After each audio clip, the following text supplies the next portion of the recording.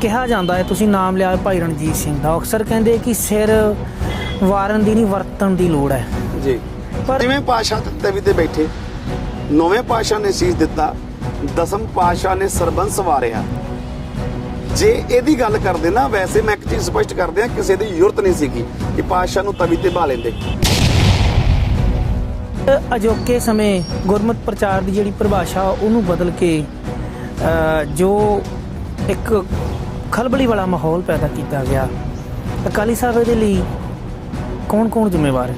ਇਹੋ ਜਿਹੇ ਜਿਹੜੇ ਕੁਝ ਲੋਕ ਉੱਠ ਕੇ ਸਟੇਜਾਂ ਦੇ ਉੱਤੇ ਗੁਰੂ ਸਾਹਿਬ ਦੀ ਹਜ਼ੂਰੀ 'ਚ ਬਹਿ ਕੇ ਇਹ ਕਹਿ ਕੇ ਕਿ ਅਸੀਂ ਗੁਰਮਤ ਦਾ ਪ੍ਰਚਾਰ ਕਰ ਰਹੇ ਹਾਂ, ਭੰਬਲ ਭੂਸੇ ਵਾਲੀ ਸਥਿਤੀ ਪੈਦਾ ਕਰ ਰਹੇ ਨੇ।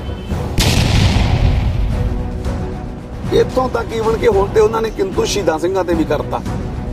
ਤਾਜੀ ਇੱਕ ਉਹਨਾਂ ਦੀ ਜਿਹੜੀ ਇੰਟਰਵਿਊ ਆ, ਮੰਨ ਲੈਂਦੇ ਆ ਇੱਕ ਮਿੰਟ ਵਾਸਤੇ ਕਿ ਤੁਹਾਡੀ ਕੋਈ ਕਲਿੱਪ ਕੱਟ ਕੇ ਪਾਤੀ ਹੋਗੀ ਕਿਸੇ ਨੇ ਤੁਹਾਨੂੰ ਬਦਨਾਮ ਕਰਨ ਲਈ, ਪਰ ਜੋ ਤੁਸੀਂ ਕਹਿ ਰਹੇ ਹੋ ਉਹ ਜਿਹੜੇ ਲਫ਼ਜ਼ ਤੁਹਾਡੇ ਨੇ ਉਹ ਤੁਹਾਡੇ ਹੀ ਲਫ਼ਜ਼ ਨੇ ਨਾ।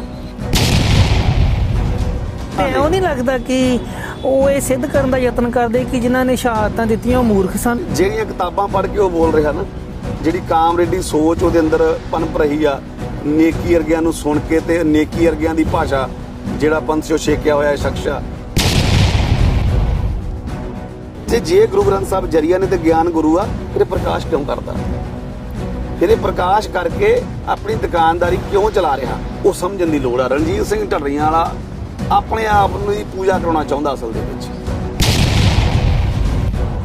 ਗੁਰੂ ਸਾਹਿਬ ਨੇ ਜੋ ਕੀਤਾ ਜੀ, ਅਸੀਂ ਪ੍ਰੈਕਟਿਸ ਕਰਕੇ ਉਹ ਕਰ ਸਕਦੇ ਹਾਂ। ਜਿਹੜੇ ਖੋਪੜੀਆਂ ਲੁਹਾਉਣ ਵਾਸਤੇ ਤਿਆਰ ਹੋ ਗਏ, ਜਿਨ੍ਹਾਂ ਨੇ ਬੰਦ ਕਟਵਾ ਲਏ, ਜਿਨ੍ਹਾਂ ਨੇ ਆਪਣੇ ਬੱਚਿਆਂ ਦੇ ਟੋਟੇ ਕਰਵਾ ਕੇ ਗਲਾਂ 'ਚ ਹਾਰ ਪਵਾ ਲਏ, ਤੁਸੀਂ ਕਿਤੇ ਉਹਨਾਂ ਵਰਗੇ ਪ੍ਰੈਕਟਿਸ ਕਰਕੇ ਕੋਈ ਦਿਖਾ ਦਿਓ। ਕਿਉਂਕਿ ਅਸਲ ਦੇ ਵਿੱਚ ਦਲੀਲ ਪੂਰਵਕ ਗੱਲ ਕਰਨ ਦੇ ਵਿੱਚ ਤੇ ਜਬਲੀਆਂ ਮਾਰਨ 'ਚ ਬੜਾ ਫਰਕ ਹੁੰਦਾ। ਇਹ ਜਬਲੀਆਂ ਮਾਰ ਰਿਹਾ, ਇਹ ਖੁਦ ਜਿਹੜੀਆਂ ਗੱਲਾਂ ਭਾਈ ਸਾਹਿਬ ਜੇਠੂਵਾਲ ਸਾਹਿਬ ਆਪ ਕਰਦਾ ਨਾ, ਤੇ ਉਹਨਾਂ ਗੱਲਾਂ ਦੇ ਵਿੱਚ ਖੁਦ ਫਸ ਰਿਹਾ। ਭਾਈ ਸਾਹਿਬ ਹੁਣਾਂ ਨੇ ਕਿਹਾ ਕਿ ਅਸੀਂ ਡੇਰੇ ਬੰਦ ਕਰਾਉਣੇ, ਦੁਕਾਨਾਂ ਬੰਦ ਕਰਾਉਣੀਆਂ। ਇਹਨਾਂ ਸੰਪਰਦਾਵਾਂ ਨੂੰ ਦੁਕਾਨਾਂ ਕਹਿਣਾ ਸਿਰੇ ਦੀ ਮੂਰਖਤਾ। ਜੇ ਇਹ ਦੁਕਾਨਾਂ ਨੇ ਇਹਦੀ ਮਤ ਮੁਤਾਬਕ ਜੇਠੂਵਾਲ ਸਾਹਿਬ ਫਿਰ ਇਹ ਕੀ ਚਲਾ ਰਿਹਾ? ਕਿਹੜੇ ਇਹਦੇ ਪਿਓ ਦੀ ਕਮਾਈ ਆ ਰਹੀ ਆ ਜਿਹਦੇ ਨਾਲ ਇਹਨੇ ਇੱਕ ਐਡਾ ਵੱਡਾ ਸਮਰਾਜ ਖੜਾ ਕੀਤਾ? 5-5 ਲੱਖ ਦੇ ਕੁੱਤੇ ਰੱਖੇ ਹੋਏ ਨੇ, ਬ੍ਰਾਂਡਡ ਕੱਪੜੇ ਪਾਉਂਦਾ, ਇੱਕ ਚੋਲਾ ਇਹਦਾ ਜਿਹੜਾ ਉਹ 10-15 ਹਜ਼ਾਰ ਤੋਂ ਥੱਲੇ ਨਹੀਂ ਹੁੰਦਾ, ਹਨਾ ਜੀ। ਫਿਰ ਜਿਹੜਾ ਇਹਨੇ ਡੇਰਾ ਬਣਾਇਆ, ਜਿਹੜੀ ਜ਼ਮੀਨ ਖਰੀਦੀ ਆ, ਜਿਹੜੀਆਂ ਗੱਡੀਆਂ ਨੇ, ਉਹ ਕਿਹੜੇ ਕਾਰੋਬਾਰ ਕਰਕੇ ਖੜੀਆਂ ਕੀਤੀਆਂ ਨੇ? ਇਹਦਾ ਪੰਥ ਨੂੰ ਕੀ ਦੇਣਾ? ਇਹਦਾ ਭਗੌੜਾ ਪੰਥ ਦਾ ਬਹਿਬਲ ਕਲਾਂ ਗੋਲੀकांड ਇਹਦੇ ਕਾਰਨ ਹੋਇਆ। ਨਾ ਤਾਂ ਕਦੇ ਸਰੋਤਿਆਂ ਨੂੰ, ਨਾ ਵਕਤਿਆਂ ਨੂੰ, ਗਿਆਨੀ ਸਿੰਘਾਂ ਨੂੰ ਕੋਈ ਭੁਲੇਖਾ ਨਹੀਂ ਪਿਆ। ਪਰ ਭਾਈ ਰਣਜੀਤ ਸਿੰਘ ਉਹਨਾਂ ਨੇ, ਤੁਹਾਨੂੰ ਲੱਗਦਾ ਹੈ ਕਿ ਸੰਥਿਆ ਕੀਤੀ ਹੋਵੇਗੀ? ਤੁਸੀਂ ਕਿੰਤੂ ਕਰ ਰਹੇ ਹੋ, ਪਰ ਤੁਸੀਂ ਕੀ ਇਹਨੂੰ ਵਾਚਿਆ ਕਿ ਤੁਸੀਂ ਪੜ੍ਹਿਆ? ਸੋ ਸੁਣੀਆਂ ਸੁਣੀਆਂ ਗੱਲਾਂ, ਜਿਵੇਂ ਇਹਦਾ ਤਾਂ ਬਹੁਤਾ ਇਹ ਹਾਲ ਆ ਵੀ ਇਹ ਤੇ ਫਿਲਮਾਂ ਦੇ ਸੀਨ ਵੇਖ ਕੇ, ਫੇਸਬੁੱਕ ਦੀਆਂ ਪੋਸਟਾਂ ਪੜ੍ਹ ਕੇ ਆਪਣੇ ਸਮਾਗਮ ਕਰਦਾ 2-2 ਘੰਟੇ। ਅਸਲ ਦੇ ਵਿੱਚ ਇਹਨਾਂ ਦੀ ਖੇਡ ਇਹੀ ਆ ਕਿ ਇਹਨਾਂ ਨੇ ਆਉਣ ਵਾਲੇ ਸਮੇਂ ਦੇ ਵਿੱਚ ਇਹ ਕਹਿਣਾ ਵੀ ਤੁਹਾਨੂੰ ਅੰਮ੍ਰਿਤ ਛਕਣ ਦੀ ਲੋੜ ਨਹੀਂ, ਕਿਉਂਕਿ ਇਹਨੇ ਇੱਕ ਧੜਾ ਖੜਾ ਕਰਨਾ। ਇਹ ਚਾਹੁੰਦਾ ਵਾ ਕਿ ਮੈਨੂੰ 500 ਛੇਕ ਦਿੱਤਾ ਜਾਵੇ ਤੇ ਮੈਂ ਇੱਕ ਧੜਾ ਖੜਾ ਕਰਾਂ, ਜੇ ਇਸ ਧੜੇ ਦੇ ਵਿੱਚ ਆਜ਼ਾਦੀ ਹੋਵੇ। ਅਸਲ 'ਚ ਇਹਨਾਂ ਲੋਕਾਂ ਨੂੰ ਭਰੋਸਾ ਹੀ ਨਹੀਂ ਹੈਗਾ, ਇਹਨਾਂ ਨੂੰ ਗੁਰੂ ਤੇ ਹੀ ਭਰੋਸਾ ਨਹੀਂ ਹੈਗਾ, ਇਹਨਾਂ ਨੂੰ ਉਸ ਅਰਦਾਸ ਤੇ ਹੀ ਨਹੀਂ ਭਰੋਸਾ ਹੈਗਾ ਜਿਹੜੀ ਅਰਦਾਸ ਨਿਤ ਪ੍ਰਤੀ ਸਿੱਖ ਕਰਦਾ। ਜੇ ਕਿਤੇ ਇਹਨਾਂ ਨੂੰ ਉਸ ਅਰਦਾਸ ਤੇ ਭਰੋਸਾ ਹੋਵੇ, ਜੇ ਇਹਨਾਂ ਨੂੰ ਗੁਰੂ ਸਾਹਿਬਾਨਾਂ ਦੀਆਂ ਖੇਡਾਂ ਦੇ ਉੱਤੇ ਭਰੋਸਾ ਹੋਵੇ, ਤੇ ਇਹ ਗੱਲਾਂ ਇਹ ਕਰ ਨਹੀਂ ਨਾ। ਘੰਟਾ ਘਰ ਜਿਹੜਾ ਅਜੋਕਾ ਏ, ਇੱਥੇ ਚਰਚ ਹੁੰਦੀ ਸੀ, ਆਪਾਂ ਜਾਣਦੇ ਹਾਂ ਬਿਲਕੁਲ। ਔਰ ਸ਼੍ਰੀ ਦਰਬਾਰ ਸਾਹਿਬ ਨੂੰ ਜਿੱਥੋਂ ਤੱਕ ਮੈਂ ਪੜ੍ਹਿਆ ਕਿ ਉਹ ਚਰਚ 'ਚ ਤਬਦੀਲ ਕਰਨਾ ਚਾਹੁੰਦੇ ਸੀ। ਅਬਦਾਲੀ ਦੇ ਸਮੇਂ ਆਇਆ, ਮੱਸੇ ਦੇ ਅੰਗੜ ਦੀ ਗੱਲ ਕਰੋ, ਉਸ ਸਮੇਂ ਹੁੰਦਾ ਆਇਆ ਕਿ ਜੇ ਕਿਤੇ ਕਿਸੇ ਨੇ ਅੱਖ ਵੀ ਚੱਕੀ ਤੇ ਸਿੱਖਾਂ ਨੇ ਅੱਖ ਕੱਢਤੀ, ਉਹਦੀ ਸਿਰ ਲਾ ਕੇ ਲੈ ਗਏ ਮੱਸੇ ਰੰਗੜ ਦਾ। ਬੜੀਆਂ ਉਦਾਹਰਨਾਂ ਨੇ ਆਪਣੇ ਕੋਲ। ਤੇ ਕਿਉਂ ਹੋਇਆ? ਕਿਉਂਕਿ ਇੱਕ ਭਰੋਸਾ, ਇੱਕ ਸ਼ਰਧਾ, ਅਟੁੱਟ ਵਿਸ਼ਵਾਸ ਸ਼੍ਰੀ ਦਰਬਾਰ ਸਾਹਿਬ ਤੇ ਅਕਾਲ ਤਖਤ ਸਾਹਿਬ ਦੇ ਪ੍ਰਤੀ ਸਿੱਖਾਂ ਦਾ ਸੀ ਤੇ ਹੈ। ਇਹਨਾਂ ਵੱਲੋਂ ਅਸਲ ਖੇਡ ਜਿਹੜੀ ਖੇਡੀ ਜਾ ਰਹੀ ਉਹ ਤੋੜਿਆ ਜਾ ਰਿਹਾ। ਲੱਗਦਾ ਨਹੀਂ ਉੱਥੇ ਬੈਠੇ ਜਥੇਦਾਰ ਸਾਹਿਬ ਵੱਲੋਂ ਪਿਛਲੇ ਸਮੇਂ ਦੇ ਦੌਰਾਨ ਜੋ ਕੁਝ ਕੀਤਾ ਗਿਆ ਜੀ, ਉਹਦੇ ਵਿੱਚ ਕੁਝ ਉਹਨਾਂ ਦਾ ਵੀ ਕਸੂਰ ਹੈ। ਬੜੀਆਂ ਖਤਰਨਾਕ ਨੇ। ਮੈਨੂੰ ਇਹ ਲੱਗਦਾ, ਪਰਸਨਲ ਤੌਰ ਦੇ ਉੱਤੇ ਵੀ ਲੱਗਦਾ ਤੇ ਆਪਣੇ ਕੌਮ ਦੀ ਖਾਤਰ ਵੀ ਲੱਗਦਾ ਵੀ ਸਾਨੂੰ ਸਾਡੇ ਜਿਹੜੇ ਸਰਮੌਰ ਆਗੂ ਸਾਹਿਬਾਨ ਨੇ, ਜਿਹੜੀਆਂ ਸਾਡੀਆਂ ਸੰਪਰਦਾਵਾਂ ਦੇ ਮੁਖੀ ਨੇ, ਜਿਹੜੇ ਸਾਡੇ ਆਗੂ ਨੇ, ਜਿੰਨੇ ਵੀ, ਇਹਨਾਂ ਨੂੰ ਇੱਕ ਸਖਤ ਫੈਸਲਾ ਲੈਣ ਦੀ ਲੋੜ ਹੈ। 1492 ਦੇ ਵਿੱਚ ਅਮਰੀਕਾ ਦੀ ਧਰਤੀ ਲੱਭਦੀ ਹੈ ਜੀ। ਔਰ ਗੁਰੂ ਸਾਹਿਬ ਮਹਾਰਾਜ ਜੀ ਫਰਮਾਨ ਕਰਦੇ ਹਨ ਕਿ ਅਨੇਕਾਂ ਹੀ ਧਰਤੀਆਂ, ਅਨੇਕਾਂ ਹੀ ਸੂਰਜ ਹਨ। ਜੀ। ਕਿਤੇ ਆਪਾਂ ਇਹ ਥੋਥੀ ਮਾਨਸਿਕਤਾ ਤਾਂ ਨਹੀਂ ਸਿੱਖਾਂ ਤੇ ਥੋਪ ਰਹੇ? ਇਸ ਤੱਕ ਵੀ ਉਹਨਾਂ ਨੇ ਕਹਿ ਦਿੱਤਾ ਵਾ ਕਿ ਇਹ ਤਾਂ ਹੁਣ ਨਾਨਕ ਪ੍ਰਗਟ ਹੋ ਗਿਆ ਵਾ।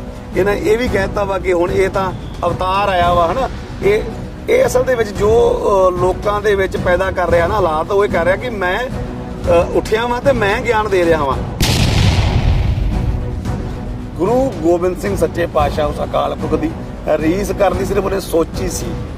ਬੜਾ ਮਾੜਾ ਸਮਾਂ ਸੀ ਉਹ ਕੌਮ ਤੇ, ਜਦੋਂ ਉਹਦੇ ਗੁੰਡਿਆਂ ਨੂੰ ਪ੍ਰੇਮੀ ਕਿਹਾ ਜਾਂਦਾ ਸੀ ਜੀ, ਤੇ ਸਿੱਖਾਂ ਨੂੰ ਸ਼ਰਾਰਤੀ ਅਨਸਰ। ਬਿਲਕੁਲ ਪਰਚੇ ਹੁੰਦੇ ਸੀ। ਐਸਾ ਸਮਾਂ ਜੇ ਸੀ। ਉਹਦੇ ਖਿਲਾਫ ਬੋਲਦਾ ਸੀ, ਉਹਨਾਂ ਸਰਕਾਰਾਂ ਵੱਲੋਂ, ਉਸੇ ਕਾਨੂੰਨ ਵੱਲੋਂ ਅੱਜ ਉਸ ਨੂੰ ਦੋਸ਼ੀ ਮੰਨਿਆ, ਜਿਸ ਨੂੰ ਸਿੱਖਾਂ ਨੇ ਪਹਿਲਾਂ ਹੀ 20 ਸਾਲ ਕਹਿਤਾ ਸੀ ਕਿ ਇਹ ਬੰਦਾ ਦੋਸ਼ੀ ਹੈ, ਇਸਨੇ ਪੱਤਰਕਾਰਾਂ ਦਾ ਕਤਲ ਕੀਤਾ ਜੀ, ਔਰ ਇਹ ਸਮਾਜ ਵਿਰੋਧੀ ਅਨਸਰ ਹੈ।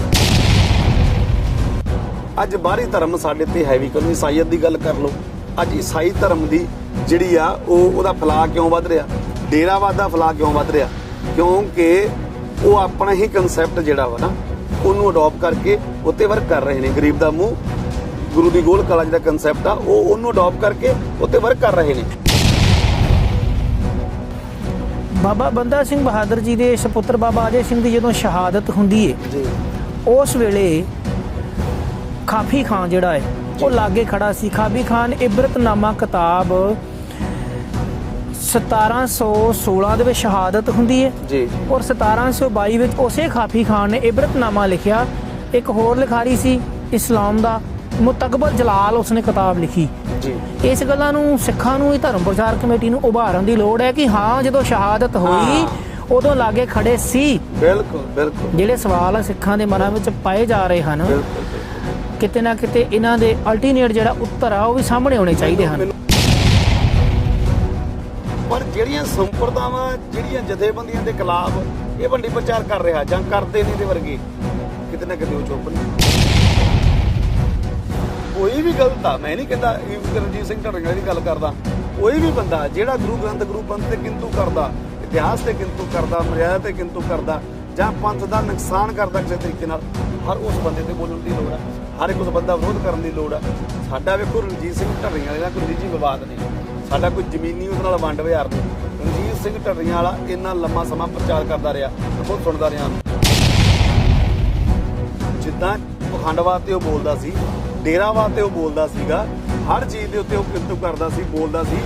ਅੱਜ ਤੱਕ ਕਦੀ ਕੌਮ ਨੇ, ਕਦੀ ਕਿਸੇ ਜਥੇਦਾਰ ਨੇ, ਸ਼੍ਰੀ ਅਕਾਲ ਤਖਤ ਸਾਹਿਬ ਨੇ ਰਣਜੀਤ ਸਿੰਘ ਢੱਡਰੀਆਂ ਵਾਲੇ ਦੇ ਉੱਤੇ ਕਿੰਤੂ ਨਹੀਂ ਕੀਤਾ, ਉਹਨੂੰ ਗਲਤ ਨਹੀਂ ਕਿਹਾ, ਉਹਨੂੰ ਟੋਕਿਆ ਨਹੀਂ, ਜਿੰਨਾ ਚਿਰ ਉਹ ਖੁਦ ਪੰਥ ਦੀਆਂ ਮਰਿਆਦਾਂ ਤੇ ਖੜਿਆ ਰਿਹਾ।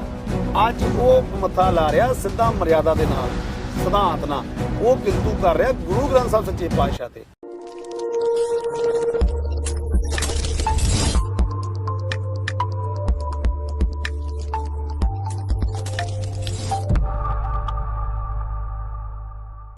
KPA TV ਦੇਖ ਰਹੇ ਦਰਸ਼ਕਾਂ ਦਾ ਸਵਾਗਤ ਹੈ। ਮੈਂ ਹਾਂ ਸ਼ਮਸ਼ੇਰ ਸਿੰਘ ਜੇਠੂਵਾਲ। ਸ਼੍ਰੀ ਅੰਮ੍ਰਿਤਸਰ ਦੀ ਪਾਵਨ ਧਰਤੀ ਤੇ ਪਹੁੰਚੇ ਹਾਂ।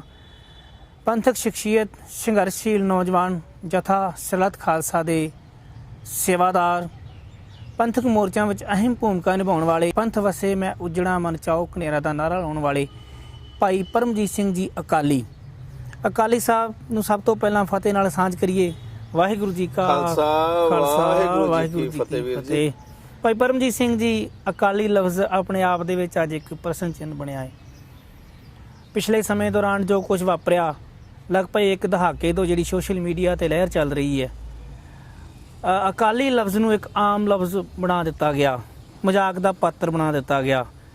ਪਰ ਆਪ ਜੀ ਨੇ ਐਸੇ ਸਮੇਂ ਵਿੱਚ ਆਪਣੇ ਨਾਮ ਅੱਗੇ ਅਕਾਲੀ ਲਫ਼ਜ਼ ਲਾਉਣਾ ਕਾਫੀ ਅਹਿਮੀਅਤ ਰੱਖਦਾ ਹੈ। ਮੈਂ ਸਮਝਦਾ ਇਹਦਾ ਖੁਲਾਸਾ ਤੁਸੀਂ ਕਰੋਗੇ। ਹਾਂ ਬਿਲਕੁਲ ਜੀ, ਮੈਂ ਅਕਾਲੀ ਲਫ਼ਜ਼ ਲਾਉਣ ਦਾ ਮੇਰਾ ਮਕਸਦ ਜਿਹੜਾ ਸੀਗਾ ਉਹ ਇਹੀ ਸੀਗਾ ਵੀ ਨੌਜਵਾਨਾਂ ਦੇ ਮਨਾਂ ਦੇ ਵਿੱਚ ਜਿਹੜਾ ਅਕਾਲੀ ਲਫ਼ਜ਼ ਪ੍ਰਤੀ ਇੱਕ ਹੋਰ ਤਰ੍ਹਾਂ ਦਾ ਹਾਲਾਤ ਪੈਦਾ ਕੀਤੇ ਜਾ ਰਹੇ ਨੇ। ਨੌਜਵਾਨਾਂ ਪ੍ਰਤੀ ਨਫ਼ਰਤ ਜਿਹੜੀ ਨੌਜਵਾਨਾਂ ਦੇ ਮਨਾਂ ਦੇ ਵਿੱਚ ਅਕਾਲੀ ਲਫ਼ਜ਼ ਨਾਲ ਜਿਹੜੀ ਆ ਉਹ ਪੈਦਾ ਕੀਤੀ ਜਾ ਰਹੀ ਆ, ਉਹ ਚੀਜ਼ ਨੂੰ ਥੋੜਾ ਜਿਹਾ ਨੌਜਵਾਨਾਂ ਦੇ ਵਿੱਚ ਜਾਗਰਤਾ ਬੁਲਾਉਣ ਦਾ ਵੀ ਮੇਰਾ ਕਾਰਨ ਆ। ਲਗ ਬੁਲਾਉਣ ਦਾ ਮਤਲਬ ਇਹ ਸੀਗਾ, ਵੈਸੇ ਤਾਂ ਆਪਾਂ ਸਾਰੇ ਹੀ ਅਕਾਲੀ ਆ, ਜਿਹੜਾ ਵੀ ਗੁਰੂ ਗ੍ਰੰਥ ਗੁਰੂ ਪੰਥ ਨੂੰ ਸਮਰਪਿਤ ਆ ਉਹ ਅਕਾਲੀ ਆ। ਤੇ ਅਕਾਲੀ ਦਾ ਭਾਵ ਜਿਹੜਾ ਉਸ ਅਕਾਲ ਪੁਰਖ ਪ੍ਰਮਾਤਮਾ ਤੇ ਟੇਕ ਰੱਖਦਾ ਹੋਵੇ ਤੇ ਜਿਹੜਾ ਉਸ ਅਕਾਲ ਪੁਰਖ ਤੋਂ ਇਲਾਵਾ ਕਿਸੇ ਹੋਰ ਨੂੰ ਅਹੁਦਾ ਨਾ ਦਿੰਦਾ ਹੋਵੇ, ਕਿਉਂਕਿ ਆਪਾਂ ਅਕਾਲ ਪੁਰਖ ਦੇ ਵੱਲੋਂ ਵਰਸੋਇਆ ਖਾਲਸਾ ਪੰਥ ਆ, ਅਕਾਲ ਪੁਰਖ ਦੀ ਮੌਜ ਨਾਲ ਪ੍ਰਗਟ ਹੋਇਆ ਖਾਲਸਾ ਪੰਥ ਆ। ਅਕਾਲੀ ਜਿਹੜਾ ਵੈਰ ਤੋਂ ਰਹਿਤ ਸਾਰਿਆਂ ਦੇ ਨਾਲ ਇੱਕ ਤਰ੍ਹਾਂ ਦਾ ਜਿਹੜਾ ਗੁਰੂ ਸਾਹਿਬ ਨੇ ਜਿਹੜਾ ਆਪਾਂ ਨੂੰ ਹੁਕਮ ਹੈ ਸਭੇ ਸਾਂਝੀ ਵਾਲਸ ਦਾਇਨ ਕੋਰਨ ਦਿਸੇ ਬਾਹਰਾ ਜੀਓ। ਸੋ ਅਕਾਲੀ ਦਾ ਅਰਥ ਜਿਹੜਾ ਵਾ ਉਹ ਅਸਲ ਦੇ ਵਿੱਚ ਇਹ ਆ ਸਪੇਖ ਸੰਖੇਪ ਚ। ਵੈਸੇ ਤਾਂ ਜੇ ਆਪਾਂ ਅਕਾਲੀ ਦੇ ਅਰਥ ਕਰਨ ਜਾਵਾਂਗੇ ਬੜਾ ਸਮਾਂ ਲੱਗਣਾ, ਕਿਉਂਕਿ ਜਿਹੜੇ ਸਾਡਾ ਪੁਰਾਤਨ ਇਤਿਹਾਸ ਚੱਕੀਏ ਤੇ ਲਗਭਗ ਜਿੰਨੇ ਵੀ ਸਾਡੇ ਆਗੂ ਸਾਹਿਬਾਨ ਵੀ ਹੁੰਦੇ ਸਨ, ਜੈਦਰ ਸਾਹਿਬਾਨ ਸਿੰਘ, ਅਕਾਲੀ ਫੂਲਾ ਸਿੰਘ ਸੀਗੇ, ਸਾਰੇ ਅਕਾਲੀ ਹੀ ਨਾਲ ਲਾਇਆ ਜਾਂਦਾ ਸੀਗਾ। ਸੋ ਕਿਤੇ ਨਾ ਕਿਤੇ ਜੇ ਮਨਾਂ ਦੇ ਵਿੱਚ ਬੱਚਿਆਂ ਦੇ ਨੌਜਵਾਨਾਂ ਦੇ ਮਨਾਂ 'ਚ ਅਕਾਲੀ ਲਫ਼ਜ਼ ਨੂੰ ਲੈ ਕੇ ਦੋਦਾ ਵਾ, ਪਰ ਇਹ ਚੀਜ਼ ਨੂੰ ਥੋੜਾ ਸਪਸ਼ਟ ਕਰੋ, ਪੜ੍ਹਿਆ ਵੀ ਕਰੋ। ਤੁਸੀਂ ਗੂਗਲ ਕਰ ਸਕਦੇ ਹੋ, ਸੌਖਾ ਤਰੀਕਾ ਅੱਜ ਕੱਲ੍ਹ ਹੈਗਾ, ਬਾਕੀ ਇਤਿਹਾਸ ਪੜ੍ਹ ਸਕਦੇ ਹੋ। ਆਪਾਂ ਜਿਹੜੇ ਵੀ ਆ ਗੁਰੂ ਗ੍ਰੰਥ ਗੁਰੂ ਪੰਥ ਨੂੰ ਸਮਰਪਿਤ ਸਾਰੇ ਹੀ ਅਕਾਲੀ ਆ। ਸਾਡਾ ਅੱਜ ਦਾ ਵਿਸ਼ਾ ਹੈ ਤੁਹਾਡੇ ਨਾਲ ਗੱਲਬਾਤ ਕਰਨ ਦਾ ਕਿ ਪਿਛਲੇ ਲਗਭਗ 1.5 ਦਹਾਕੇ ਤੋਂ ਗੁਰਮਤਿ ਪ੍ਰਚਾਰ ਸੰਬੰਧੀ, ਇਤਿਹਾਸ ਸੰਬੰਧੀ, ਗੁਰਬਾਣੀ ਸੰਬੰਧੀ ਜਿਹੜੇ ਸ਼ੰਕੇ ਉੱਠ ਰਹੇ ਨੇ ਜਿਹੜੇ ਜਾਂ ਉਠਾਏ ਜਾ ਰਹੇ ਹਨ। ਗੁਰਮਤਿ ਪ੍ਰਚਾਰ ਜਿਹੜਾ ਹੈ ਆਪਣੇ ਆਪ ਦੇ ਵਿੱਚ ਇਹਦਾ ਇੰਨਾ ਕੁ ਜੋ ਗੁਰੂ ਸਾਹਿਬ ਵੱਲੋਂ ਬਖਸ਼ਿਸ਼ ਹੈ ਉਹ ਹਰੇਕ ਸਿੱਖ ਨੂੰ ਪਤਾ ਹੈ। ਮੈਂ ਇੱਕ ਸਿੱਖ ਹੋਣ ਨਾਤੇ ਕਹਿ ਸਕਦਾ ਹਾਂ ਕਿ ਗੁਰਮਤਿ ਪ੍ਰਚਾਰ ਗੁਰਬਾਣੀ ਤੇ ਇਤਿਹਾਸ ਨੂੰ ਸਾਂਝਾ ਕਰਕੇ ਸੰਗਤ ਦੇ ਹਿਰਦਿਆਂ ਨੂੰ ਰੱਬੀ ਗੁਣਾਂ ਨਾਲ ਸਰਸ਼ਾਰ ਕਰਨਾ ਹੁੰਦਾ, ਆਪਣੇ ਪੁਰਖਿਆਂ ਦੇ ਪਾਈ ਪੂਰਨਿਆਂ ਤੇ ਚੱਲਣ ਦਾ ਪ੍ਰਣ ਹੁੰਦਾ ਹੈ ਜੀ। ਪਰ ਅਜੋਕੇ ਸਮੇਂ ਗੁਰਮਤਿ ਪ੍ਰਚਾਰ ਦੀ ਜਿਹੜੀ ਪਰਿਭਾਸ਼ਾ ਉਹਨੂੰ ਬਦਲ ਕੇ ਜੋ ਇੱਕ ਖਲਬਲੀ ਵਾਲਾ ਮਾਹੌਲ ਪੈਦਾ ਕੀਤਾ ਗਿਆ, ਅਕਾਲੀ ਸਾਹਿਬ ਇਹਦੇ ਲਈ ਕੌਣ ਜ਼ਿੰਮੇਵਾਰ ਹੈ? ਬਿਲਕੁਲ ਜੀ, ਜੇ ਤੁਸੀਂ ਗੱਲ ਜਿਹੜਾ ਤੁਹਾਡਾ ਸਵਾਲ ਆ ਮੈਂ ਜਿਹਨੂੰ ਸਪਸ਼ਟ ਰੂਪ ਸਮਝਾਂ ਤੇ ਗੁਰਮਤਿ ਪ੍ਰਚਾਰ ਕੀ ਆ, ਪਹਿਲਾਂ ਸਾਨੂੰ ਇਹ ਸਮਝਣ ਦੀ ਲੋੜ ਆ ਗੁਰਮਤਿ ਪ੍ਰਚਾਰ ਦਾ ਸਾਡਾ ਕਨਸੈਪਟ ਕੀ ਆ, ਸਾਡਾ ਸਿਸਟਮ ਕੀ ਹੋਣਾ ਚਾਹੀਦਾ। ਗੁਰਮਤਿ ਸਾਨੂੰ ਧਾਰਨ ਕਰਾਈ ਗਈ ਆ ਗੁਰੂ ਨਾਨਕ ਪਾਤਸ਼ਾਹ ਦੇ ਵੱਲੋਂ, ਖਾਲਸਾ ਪੰਥ ਦੀ ਜਿਹੜੀ ਆ ਉਹ ਪ੍ਰਗਟ ਕਰਨਾ, ਦਸਮ ਪਾਤਸ਼ਾਹ ਦੇ ਵੱਲੋਂ ਸਾਨੂੰ ਸਿਧਾਂਤ ਮਰਜ਼ਾਦਾ ਵੱਖਰੀ ਦੇਣੀ, ਸਾਡਾ ਰੂਪ ਵੱਖਰਾ ਕਰਨਾ। ਤੇ ਹੁਣ ਜਿਹੜਾ ਅਜੋਕਾ ਸਮਾਂ ਚੱਲ ਰਿਹਾ, ਕੁਝ ਪ੍ਰਚਾਰਕ, ਮੈਂ ਤਾਂ ਨਾਮ ਲੈ ਕੇ ਇਹੀ ਗੱਲ ਕਰੂੰਗਾ ਤੇ ਮੈਨੂੰ ਲੱਗਦਾ ਜ਼ਿਆਦਾ ਵਧੀਆ, ਕਿਉਂਕਿ ਸੰਗਤ ਦੇ ਵਿੱਚ ਦੁਬਿਧਾ ਨਾ ਪੈਦਾ ਹੋਵੇ ਕਿ ਅਸੀਂ ਕਿਹਦੀ ਗੱਲ ਕਰ ਰਹੇ ਹਾਂ। ਜਿਵੇਂ ਹੁਣ ਰਣਜੀਤ ਸਿੰਘ ਢੱਡਰੀਆਂ ਵਾਲੇ ਨੇ ਇੱਕ ਪਟਿਆਲਾ ਦੇ ਕੋਈ ਪਾਸੇ ਪਰਮੇਸ਼ਰ ਦਵਾਰ ਨਾਂ ਦਾ ਇੱਕ ਡੇਰਾ ਬਣਾਇਆ ਹੋਇਆ ਵਾ, ਜਿਹੜੇ ਉਹ ਆਪਣੇ ਆਪ ਨੂੰ ਪ੍ਰਚਾਰਕ ਹੀ ਕਹਿੰਦੇ ਨੇ ਕਿ ਮੈਂ ਪ੍ਰਚਾਰਕ ਹਾਂ। ਉਹਨਾਂ ਦੁਆਰਾ ਕੀਤਾ ਜਾ ਰਿਹਾ ਪ੍ਰਚਾਰ ਤੇ ਗੁਰਮਤਿ ਪ੍ਰਚਾਰ ਦੇ ਵਿੱਚ ਬੜਾ ਫਰਕ ਆ। ਗੁਰਮਤਿ ਦਾ ਪ੍ਰਚਾਰ ਹੁੰਦਾ ਗੁਰੂ ਦੀ ਗੱਲ ਕਰਨੀ, ਗੁਰਮਤਿ ਦੀ ਗੱਲ ਕਰਨੀ, ਇਤਿਹਾਸ ਦੀ ਗੱਲ ਕਰਨੀ, ਮਰਿਆਦਾ ਦੀ ਗੱਲ ਕਰਨੀ, ਸਿਧਾਂਤਾਂ ਦੀ ਗੱਲ ਕਰਨੀ, ਹੋਈਆਂ ਸ਼ਹਾਦਤਾਂ ਨੂੰ ਦੱਸਣਾ, ਬੱਚਿਆਂ ਨੂੰ ਦੱਸਣਾ ਸਾਡਾ ਇਤਿਹਾਸ ਕੀ ਆ, ਸਾਡਾ ਵਿਰਸਾ ਕੀ ਆ, ਸਾਡਾ ਫਲਸਫਾ ਕੀ ਆ। ਪਰ ਇਹੋ ਜਿਹੇ ਜਿਹੜੇ ਕੁਝ ਲੋਕ ਉੱਠ ਕੇ ਸਟੇਜਾਂ ਦੇ ਉੱਤੇ ਗੁਰੂ ਸਾਹਿਬ ਦੀ ਹਜ਼ੂਰੀ 'ਚ ਬਹਿ ਕੇ ਇਹ ਕਹਿ ਕੇ ਕਿ ਅਸੀਂ ਗੁਰਮਤਿ ਦਾ ਪ੍ਰਚਾਰ ਕਰ ਰਹੇ ਹਾਂ, ਭੰਬਲ ਭੂਸੇ ਵਾਲੀ ਸਥਿਤੀ ਪੈਦਾ ਕਰ ਰਹੇ ਨੇ। ਜਿਵੇਂ ਕਿ ਉਹ ਕਿੰਤੂ ਕਰਦੇ ਨੇ ਇਤਿਹਾਸ ਦੇ ਉੱਤੇ, ਜਿਵੇਂ ਕਿ ਉਹ ਕਿੰਤੂ ਕਰਦੇ ਨੇ ਪਵਿੱਤਰ ਸਰੋਵਰਾਂ ਤੇ, ਇੱਥੋਂ ਤੱਕ ਈਵਨ ਕਿ ਹੁਣ ਤੇ ਉਹਨਾਂ ਨੇ ਕਿੰਤੂ ਸ਼ਹੀਦਾਂ ਸਿੰਘਾਂ ਤੇ ਵੀ ਕਰਤਾ। ਤਾਜੀ ਇੱਕ ਉਹਨਾਂ ਦੀ ਜਿਹੜੀ ਇੰਟਰਵਿਊ ਆ ਉਹ ਦੇਖੀ ਸੀਗੀ, ਕਿਉਂਕਿ ਵੇਖੋ ਅੱਜ ਕੱਲ ਉਹਨਾਂ ਦੇ ਦੁਆਰਾ ਇਹ ਕਹਿੰਦਾ ਕਿ ਸਾਡੀਆਂ ਕਲਿੱਪਾਂ ਕੱਟ ਕੇ ਪਾਈਆਂ ਜਾਂਦੀਆਂ ਨੇ, ਸਾਨੂੰ ਬਦਨਾਮ ਕਰਨ ਦੀ ਕੋਸ਼ਿਸ਼ ਕੀਤੀ ਜਾਂਦੀ ਆ। ਪਰ ਸੰਗਤ ਜਿਹੜੀ ਆ ਉਹ ਸਿਆਣੀ ਆ, ਸੋਸ਼ਲ ਮੀਡੀਆ ਦਾ ਸਮਾਂ ਵਾ ਭਾਈ ਸਾਹਿਬ, ਤੇ ਇਹ ਤੁਸੀਂ ਚੰਗੀ ਤਰ੍ਹਾਂ ਦੇਖ ਸਕਦੇ ਹੋ ਵੀ ਮੰਨ ਲੈਂਦੇ ਆ ਇੱਕ ਮਿੰਟ ਵਾਸਤੇ ਕਿ ਤੁਹਾਡੀ ਕੋਈ ਕਲਿੱਪ ਕੱਟ ਕੇ ਪਾਤੀ ਹੋਊਗੀ ਕਿਸੇ ਨੇ ਤੁਹਾਨੂੰ ਬਦਨਾਮ ਕਰਨ ਲਈ, ਪਰ ਜੋ ਤੁਸੀਂ ਕਹਿ ਰਹੇ ਹੋ ਉਹ ਜਿਹੜੇ ਲਫ਼ਜ਼ ਤੁਹਾਡੇ ਨੇ ਉਹ ਤੁਹਾਡੇ ਹੀ ਲਫ਼ਜ਼ ਨੇ ਨਾ, ਉਹ ਲਫ਼ਜ਼ ਕਿਸੇ ਹੋਰ ਦੇ ਤਾਂ ਨਹੀਂ। ਇਸ ਕਰਕੇ ਗੁਰਮਤਿ ਪ੍ਰਚਾਰ ਨੂੰ ਤੇ ਭੰਡੀ ਪ੍ਰਚਾਰ ਦੇ ਵਿੱਚ ਬੜਾ ਫਰਕ ਆ। ਇਹ ਭੰਡੀ ਪ੍ਰਚਾਰ ਕੀਤਾ ਜਾ ਰਿਹਾ। ਸ਼ਹਾਦਤ ਤੇ ਗੱਲ ਚੱਲੀ ਏ ਜੀ, ਤੇ ਗੁਰੂ ਸਾਹਿਬਾਨ ਗੁਰੂ ਅਰਜਨ ਦੇਵ ਮਹਾਰਾਜ ਜੀ ਸ਼ਹੀਦ ਹੋਏ ਜੀ, ਗੁਰੂ ਤੇਗ ਬਹਾਦਰ ਮਹਾਰਾਜ ਜੀ ਧਰਮ ਰੱਖਿਆ ਲਈ ਸ਼ਹੀਦ ਹੋਏ ਜੀ। ਇਹ ਸ਼ਹਾਦਤਾਂ ਖਾਲਸਾ ਪੰਥ ਨੇ ਹਜ਼ਾਰਾਂ ਦੀ ਤਾਦਾਦ ਵਿੱਚ ਇੱਕ ਦਿਨ ਵਿੱਚ 40-40 ਹਜ਼ਾਰ ਸਿੱਖ ਸ਼ਹੀਦ ਹੋਏ ਜੀ, ਕੱਲੂ ਘਾਰੇ ਵਾਪਰੇ ਜੀ। ਤੇ ਅੱਜ ਕਿਹਾ ਜਾਂਦਾ ਹੈ, ਤੁਸੀਂ ਨਾਮ ਲਿਆ ਭਾਈ ਰਣਜੀਤ ਸਿੰਘ ਦਾ, ਅਕਸਰ ਕਹਿੰਦੇ ਕਿ ਸਿਰ ਵਾਰਨ ਦੀ ਨਹੀਂ ਵਰਤਣ ਦੀ ਲੋੜ ਹੈ ਜੀ। ਗੁਰੂ ਸਾਹਿਬਾਨ ਦੀਆਂ ਸ਼ਹੀਦੀਆਂ ਹੋਣ, ਗੁਰੂ ਸਾਹਿਬਾਨ ਦੇ ਮਹਾਨ ਸ਼ਹੀਦਾਂ ਦੀਆਂ ਸ਼ਹਾਦਤਾਂ ਹੋਣ ਤੇ ਉਹਨਾਂ ਨੂੰ ਸਿਰ ਵਰਤਣ ਦੀ ਸਲਾਹ ਦੇ ਕੇ ਸਿੱਖਾਂ ਨੂੰ ਕਿਤੇ ਸਿੱਖ ਫਲਸਫੇ ਤੋਂ ਦੂਰ ਲਿਜਾਣ ਦੀ ਕੋਈ ਸਾਜ਼ਿਸ਼ ਤਾਂ ਨਹੀਂ? ਬਿਲਕੁਲ ਇਹ 'ਚ ਕੋਈ ਦੋ ਰਾਵਾਂ ਨਹੀਂ। ਜੇਠੂਆ ਸਾਹਿਬ ਜਿਹੜਾ ਤੁਸੀਂ ਸਵਾਲ ਕੀਤਾ ਬਹੁਤ ਵਧੀਆ ਵਾ, ਤੇ ਇਹ ਸਾਨੂੰ ਸਮਝਣ ਦੀ ਵੀ ਲੋੜ ਆ।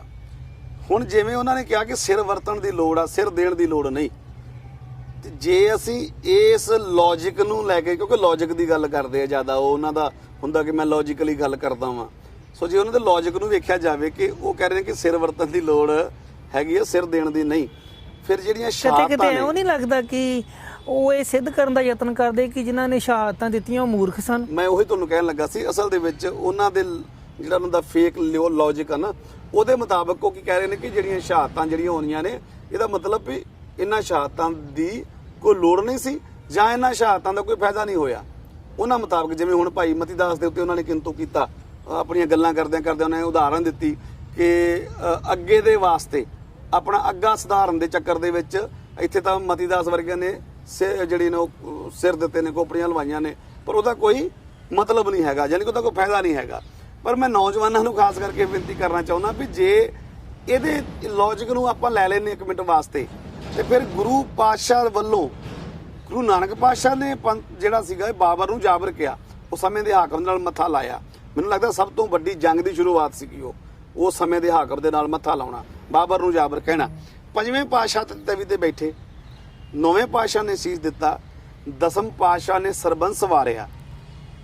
ਜੇ ਇਹਦੀ ਗੱਲ ਕਰਦੇ ਨਾ, ਵੈਸੇ ਮੈਂ ਇੱਕ ਚੀਜ਼ ਸਪਸ਼ਟ ਕਰਦੇ ਆ, ਕਿਸੇ ਦੀ ਜ਼ਰੂਰਤ ਨਹੀਂ ਸੀਗੀ ਕਿ ਪਾਤਸ਼ਾਹ ਨੂੰ ਤਵੀ ਤੇ ਬਹਾ ਲੈਂਦੇ, ਕਿਸੇ ਦੀ ਜ਼ਰੂਰਤ ਨਹੀਂ ਸੀ ਕਿ ਪਹਿਲੀ ਪਾਤਸ਼ਾਹ ਨੂੰ ਉਹ ਜੇਲ੍ਹ 'ਚ ਬੰਦ ਕਰਕੇ ਚੱਕੀਆਂ ਦੇ ਵਿੱਚ, ਜਾਂ ਕਿਸੇ ਦੀ ਜ਼ਰੂਰਤ ਨਹੀਂ ਸੀ ਸਾਹਿਬਜ਼ਾਦੇ ਸ਼ਹਾਦਤ ਕਰ ਹੁੰਦੀ ਸਾਹਿਬਜ਼ਾਦੇ ਦੀ, ਜਾਂ ਕੋਈ ਕਰ ਦਿੰਦਾ, ਕਿਉਂਕਿ ਗੁਰੂ ਸਾਹਿਬ ਸਰਬ ਕਲਾ ਸਮਰੱਥ ਸਨ, ਉਹ ਸਭ ਕੁਝ ਕਰ ਸਕਦੇ ਸਨ। ਅਕਾਲ ਪੁਰਖ ਸੱਚੇ ਪਾਤਸ਼ਾਹ ਖੁਦ ਪ੍ਰਗਟ ਹੋ ਕੇ ਆਇਆ ਸੀ। ਪਰ ਗੁਰੂ ਪਾਤਸ਼ਾਹ ਨੇ ਜਿਹੜੀਆਂ ਇਹ ਖੇਡਾਂ ਵਰਤਾਈਆਂ, ਉਹ ਸਾਡੇ ਵਾਸਤੇ ਵਰਤਾਈਆਂ, ਸਾਨੂੰ ਸਮਝਾਉਣ ਵਾਸਤੇ, ਸਾਨੂੰ ਸਿਖਾਉਣ ਵਾਸਤੇ, ਸਾਨੂੰ ਦੱਸਣ ਵਾਸਤੇ ਕਿ ਜਿਹੜਾ ਇਹ ਹਾਲਾਤ ਨੇ, ਜਿਹੜਾ ਇਹ ਸਮਾਂ ਵਾ, ਇਹਨੂੰ ਕਿੱਦਾਂ ਚੱਲਣਾ, ਕਿਵੇਂ ਵਿਖਾਉਣਾ, ਕਿਵੇਂ ਵਰਤਣਾ, ਸਭ ਕੁਝ ਹੋਇਆ ਗੁਰੂ ਪਾਤਸ਼ਾਹ ਦੁਆਰਾ। ਹੁਣ ਆਪਾਂ ਅੰਮ੍ਰਿਤ ਦੀ ਗੱਲ ਕਰਦੇ ਆ, ਜਿਵੇਂ ਸ਼ਹਾਦਤਾਂ ਦੀ ਗੱਲ ਕਰਦਾ, ਮਹਾਰਾਜ ਨੇ ਅੰਮ੍ਰਿਤ ਸੰਚਾਰ ਕੀਤਾ ਤੇ 5 ਸਿਰ ਮੰਗੇ। 5 ਸਿਰ ਮੰਗਣ ਤੋਂ ਬਾਅਦ ਗੁਰੂ ਪਾਤਸ਼ਾਹ ਨੇ ਅੰਮ੍ਰਿਤ ਮੰਗਿਆ ਤੇ ਉਹਨਾਂ ਨੇ ਅਸੀਂ ਸਿਰ ਦਿੱਤੇ ਨੇ, ਤੁਸੀਂ ਕੀ ਦੇਣੇ, ਤੇ ਗੁਰੂ ਪਾਤਸ਼ਾਹ ਨੇ ਸਰਬੰਸ ਸੰਵਾਰਨ ਦੀ ਗੱਲ ਕੀਤੀ। ਇਹ ਕਿਉਂ ਕੀਤਾ ਗਿਆ, ਇਹਨੂੰ ਸਮਝਣ ਦੀ ਲੋੜ ਆ। ਜਿਹੜਾ ਇਹ ਕਹਿ ਰਿਹਾ ਵਾ ਕਿ ਲੋੜ ਨਹੀਂ ਸੀ ਹੈਗੀ ਜਾਂ ਸਿਰ ਵਰਤਨ ਦੀ ਲੋੜ ਆ, ਇਹ ਮੂਰਖਤਾ ਹੀ ਆ ਬਹੁਤ ਵੱਡੀ।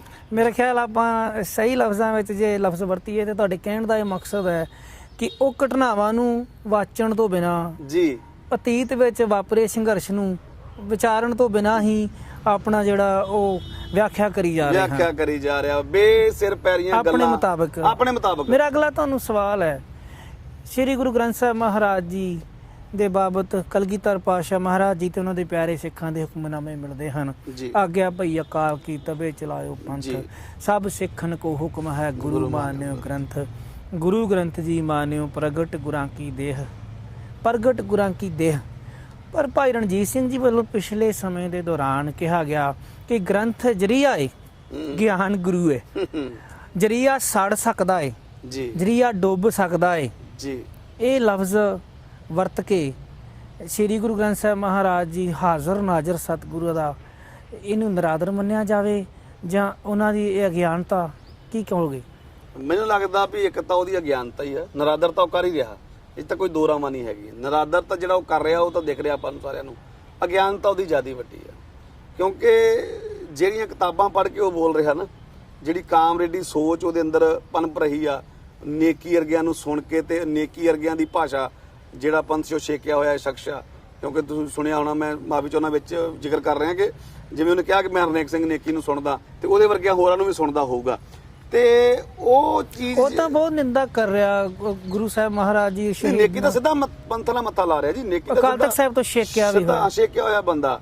ਸੋ ਇਹਦੇ ਦੁਆਰਾ ਇਹ ਗੱਲ ਕਹਿਣੀ ਕਿ ਗੁਰੂ ਗ੍ਰੰਥ ਸਾਹਿਬ ਇੱਕ ਜਰੀਆ ਨੇ, ਗਿਆਨ ਗੁਰੂ ਆ, ਮੈਨੂੰ ਲੱਗਦਾ ਇਹ ਖੁਦ ਕਨਫਿਊਜ਼ ਆ।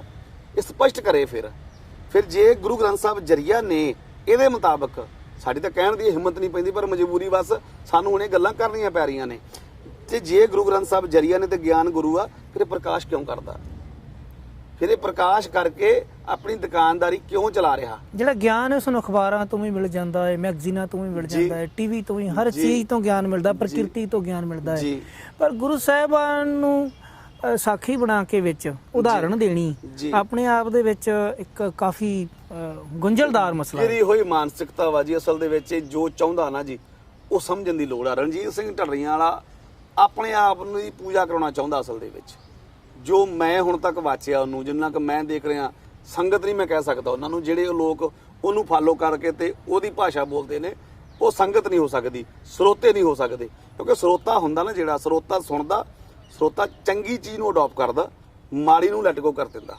ਪਰ ਉਹ ਕੀ ਕਰ ਰਹੇ ਨੇ ਵੀ ਮਾੜੀ ਨੂੰ ਅਡਾਪਟ ਕਰ ਰਹੇ ਨੇ ਤੇ ਚੰਗੀ ਚੀਜ਼ ਨੂੰ ਲੈਟ ਗੋ ਕਰ ਰਹੇ ਨੇ। ਹੁਣ ਗੱਲ ਕਰਨ ਵਾਲੀ ਜਿਹੜੀ ਆ ਵੀ, ਜਿਵੇਂ ਤੁਹਾਡਾ ਸਵਾਲ ਸੀਗਾ, ਗੁਰੂ ਗ੍ਰੰਥ ਸਾਹਿਬ ਜੇ ਜਰੀਆ ਨੇ ਉਹਦੀ ਮਤ ਮੁਤਾਬਕ, ਤੇ ਫਿਰ ਭਾਈ ਤੂੰ ਗੁਰੂ ਗ੍ਰੰਥ ਸਾਹਿਬ ਦਾ ਪ੍ਰਕਾਸ਼ ਕਰਕੇ ਆਪਣੇ ਡੇਰੇ ਦੇ ਵਿੱਚ ਤੇ ਵਰਤੋਂ ਕਾਤੋਂ ਕਰ ਰਿਹਾ? ਫਿਰ ਤੂੰ ਗਿਆਨ ਆਪਣਾ ਪ੍ਰਗਟ ਕਰਨਾ, ਤੂੰ ਆਪਣਾ ਕੁਝ ਦੇ। ਤੂੰ ਤਾਂ ਗੁਰੂ ਗ੍ਰੰਥ ਸਾਹਿਬ ਦੇ ਵਿੱਚੋਂ ਹੀ ਉਦਾਹਰਨਾਂ ਦੇਣਾ, ਗੁਰੂ ਗ੍ਰੰਥ ਸਾਹਿਬ ਦਾ ਪ੍ਰਕਾਸ਼ ਕਰਦਾ, ਅਰਦਾਸ ਵੀ ਗੁਰੂ ਸਾਹਿਬ ਦੇ ਗਾੜੀ ਕਰਦਾ, ਤੇ ਉਲਟਾ ਤੂੰ ਕਹਿੰਦਾ ਕਿ ਜਰੀਆ, ਜੇ ਜਰੀਆ ਵਾ ਤੂੰ ਗੁਰੂ ਗ੍ਰੰਥ ਸਾਹਿਬ ਦੇ ਵਿੱਚੋਂ ਕੁਝ ਨਾ ਲੈ, ਕਿਉਂਕਿ ਉਹ ਤਾਂ ਗਿਆਨ ਤਾਂ ਫਿਰ ਤੂੰ ਕਿਤੇ ਵੀ ਪ੍ਰਗਟ ਕਰ ਸਕਦਾ। ਪਿਛਲੇ ਸਮੇਂ ਦੇ ਦੌਰਾਨ ਉਹਨਾਂ ਦੇ ਲੈਕਚਰਾਂ ਵਿੱਚ, ਉਹਨਾਂ ਦੇ ਦੀਵਾਨਾਂ ਵਿੱਚ ਕੀ ਰੀਠੇ ਮਿੱਠੇ ਜਿਹੜੀ ਆ ਉਹ ਸਾਖੀ ਨੂੰ ਝੁਠਲਾਇਆ ਗਿਆ। ਜੇਕਰ ਪਰਮਜੀਤ ਸਿੰਘ ਜੀ ਆਪਾਂ ਇਹਨਾਂ ਗੁਰੂ ਸਾਹਿਬਾਨ ਦੇ ਕੌਤਕਾਂ ਨੂੰ, ਮੌਲਾਨਾ ਰੂਮੀ ਦਾ ਇੱਕ ਵਚਨ ਹੈ ਜੀ ਕਿ ਜੇ ਸੰਸਾਰ ਤੇ ਬੇਸ਼ਰਮਾਂ ਤੇ ਬੇਅਕਲਾਂ ਦੀਆਂ ਭੀੜਾਂ ਨਾ ਹੁੰਦੀਆਂ ਜੀ ਤੇ ਪੈਗੰਬਰਾਂ ਨੂੰ ਕਰਾਮਾਤਾਂ ਵਿਖਾਉਣ ਦੀ ਕੋਈ ਲੋੜ ਨਾ ਪੈਂਦੀ। ਔਰ ਸਾਡੇ ਗੁਰ ਅਸਥਾਨ ਜਿਹੜੇ ਨੇ, ਤੁਸੀਂ ਗੁਰਦੁਆਰਾ ਤਰਵੈਣੀ ਸਾਹਿਬ ਲਾ ਲਓ, ਗੁਰੂ ਕੇ ਲਾਹੌਰ, ਚਾਹੇ ਪੰਜਾ ਸਾਹਿਬ ਲਾ ਲਓ ਪਾਕਿਸਤਾਨ ਦੇ ਵਿੱਚ, ਹਸਨ ਅਬਦਾਲ ਦੇ ਵਿੱਚ, ਚਾਹੇ ਤੁਸੀਂ ਗੁਰਦੁਆਰਾ ਸ਼ਿਕਾਰ ਘਾਟ ਲਾ ਲਓ ਸ਼੍ਰੀ ਹਜੂਰ ਸਾਹਿਬ ਵਿਖੇ, ਔਰ ਅਨੇਕਾਂ ਸਥਾਨ ਨੇ। ਜੇਕਰ ਸਿੱਖ ਮਾਨਸਿਕਤਾ ਵਿੱਚ ਇਹ ਗੱਲਾਂ ਵਾੜ ਦਿੱਤੀਆਂ ਗਈਆਂ, ਫਿਰ ਉਹ ਸਥਾਨ ਕੱਲ ਨੂੰ ਢਾਉਣੇ ਪੈਣਗੇ ਸਿੱਖਾਂ ਨੂੰ। ਜੀ ਜੀ ਜੀ ਬਿਲਕੁਲ, ਤੁਹਾਡੀ ਜਿਹੜੀ ਗੱਲ ਆ, ਮੈਂ ਇਹੀ ਤੁਹਾਡੇ ਨਾਲ ਗੱਲ ਕਰਨਾ ਪਹਿਲਾਂ ਵੀ ਆਪਾਂ ਕਰ ਰਹੇ ਸੀਗੇ। ਅਸਲ ਦੇ ਵਿੱਚ ਜਿਹੜਾ ਧਰਮ ਆ ਨਾ ਜੀ, ਸ਼ਰਧਾ ਦਾ ਵਿਸ਼ਾ ਵਾ, ਪਹਿਲੀ ਗੱਲ, ਤਰਕ ਦਾ ਵਿਸ਼ਾ ਨਹੀਂ ਹੈਗਾ, ਭਰੋਸੇ ਦਾ ਵਿਸ਼ਾ ਵਾ। ਭਰੋਸਾ ਹੀ ਸਭ ਤੋਂ ਵੱਡੀ ਖੇਡ ਆ। ਜੇ ਤੁਸੀਂ ਪੰਜਾ ਸਾਹਿਬ ਦੀ ਜਿਵੇਂ ਗੱਲ ਕੀਤੀ ਆ, ਤਰਵੈਣੀ ਸਾਹਿਬ ਦੀ ਗੱਲ ਕੀਤੀ ਆ, ਦਸਮ ਪਾਤਸ਼ਾਹ ਦੇ ਦੁਆਰਾ ਜਿਹੜਾ ਸ਼ੇਰ ਦਾ ਸ਼ਿਕਾਰ ਖੇਡਿਆ ਗਿਆ ਸੀਗਾ, ਉਹਦੀ ਗੱਲ ਕੀਤੀ ਆ, ਜਾਂ ਜਿਹੜੇ ਸ਼ਹੀਦ ਹੋਏ ਨੇ, ਜਿਹੜੀਆਂ ਸ਼ਹਾਦਤਾਂ ਹੋਈਆਂ ਨੇ, ਉਹਦੀ ਗੱਲ ਕਰੀਏ, ਉਹ ਭਾਈ ਉਹ ਸਾਰੇ ਜਿਹੜਾ ਸੀ ਉਹ ਭਰੋਸੇ ਦੀ ਖੇਡ ਸੀਗੀ। ਉਹ ਭਰੋਸਾ ਸੀ ਤੇ ਇਹ ਖੇਡਾਂ ਵਾਪਰੀਆਂ। ਗੁਰੂ ਸਾਹਿਬਾਨਾਂ ਨੂੰ ਵੀ ਅਕਾਲ ਪੁਰਖ ਤੇ ਭਰੋਸਾ ਸੀ, ਕਿਉਂਕਿ ਗੁਰੂ ਪਾਤਸ਼ਾਹ ਨੇ ਖੁਦ ਆਪਾਂ ਨੂੰ ਕੋਡ ਕਰਕੇ ਸਮਝਾਇਆ ਹੋਇਆ ਨਾ। ਸੋ ਗੁਰੂ ਸਾਹਿਬਾਨਾਂ ਨੂੰ ਵੀ ਉਸ ਅਕਾਲ ਪੁਰਖ ਤੇ ਭਰੋਸਾ ਸੀ ਤੇ ਗੁਰੂ ਸਾਹਿਬ ਨੇ ਖੇਡਾਂ ਵਰਤਾਈਆਂ। ਭਾਈ ਸਾਹਿਬ ਜੀ ਕਹਿੰਦੇ ਕਿ ਗੁਰੂ ਸਾਹਿਬ ਨੇ ਜੋ ਕੀਤਾ ਜੀ ਅਸੀਂ ਪ੍ਰੈਕਟਿਸ ਕਰਕੇ ਉਹ ਕਰ ਸਕਦੇ ਹਾਂ।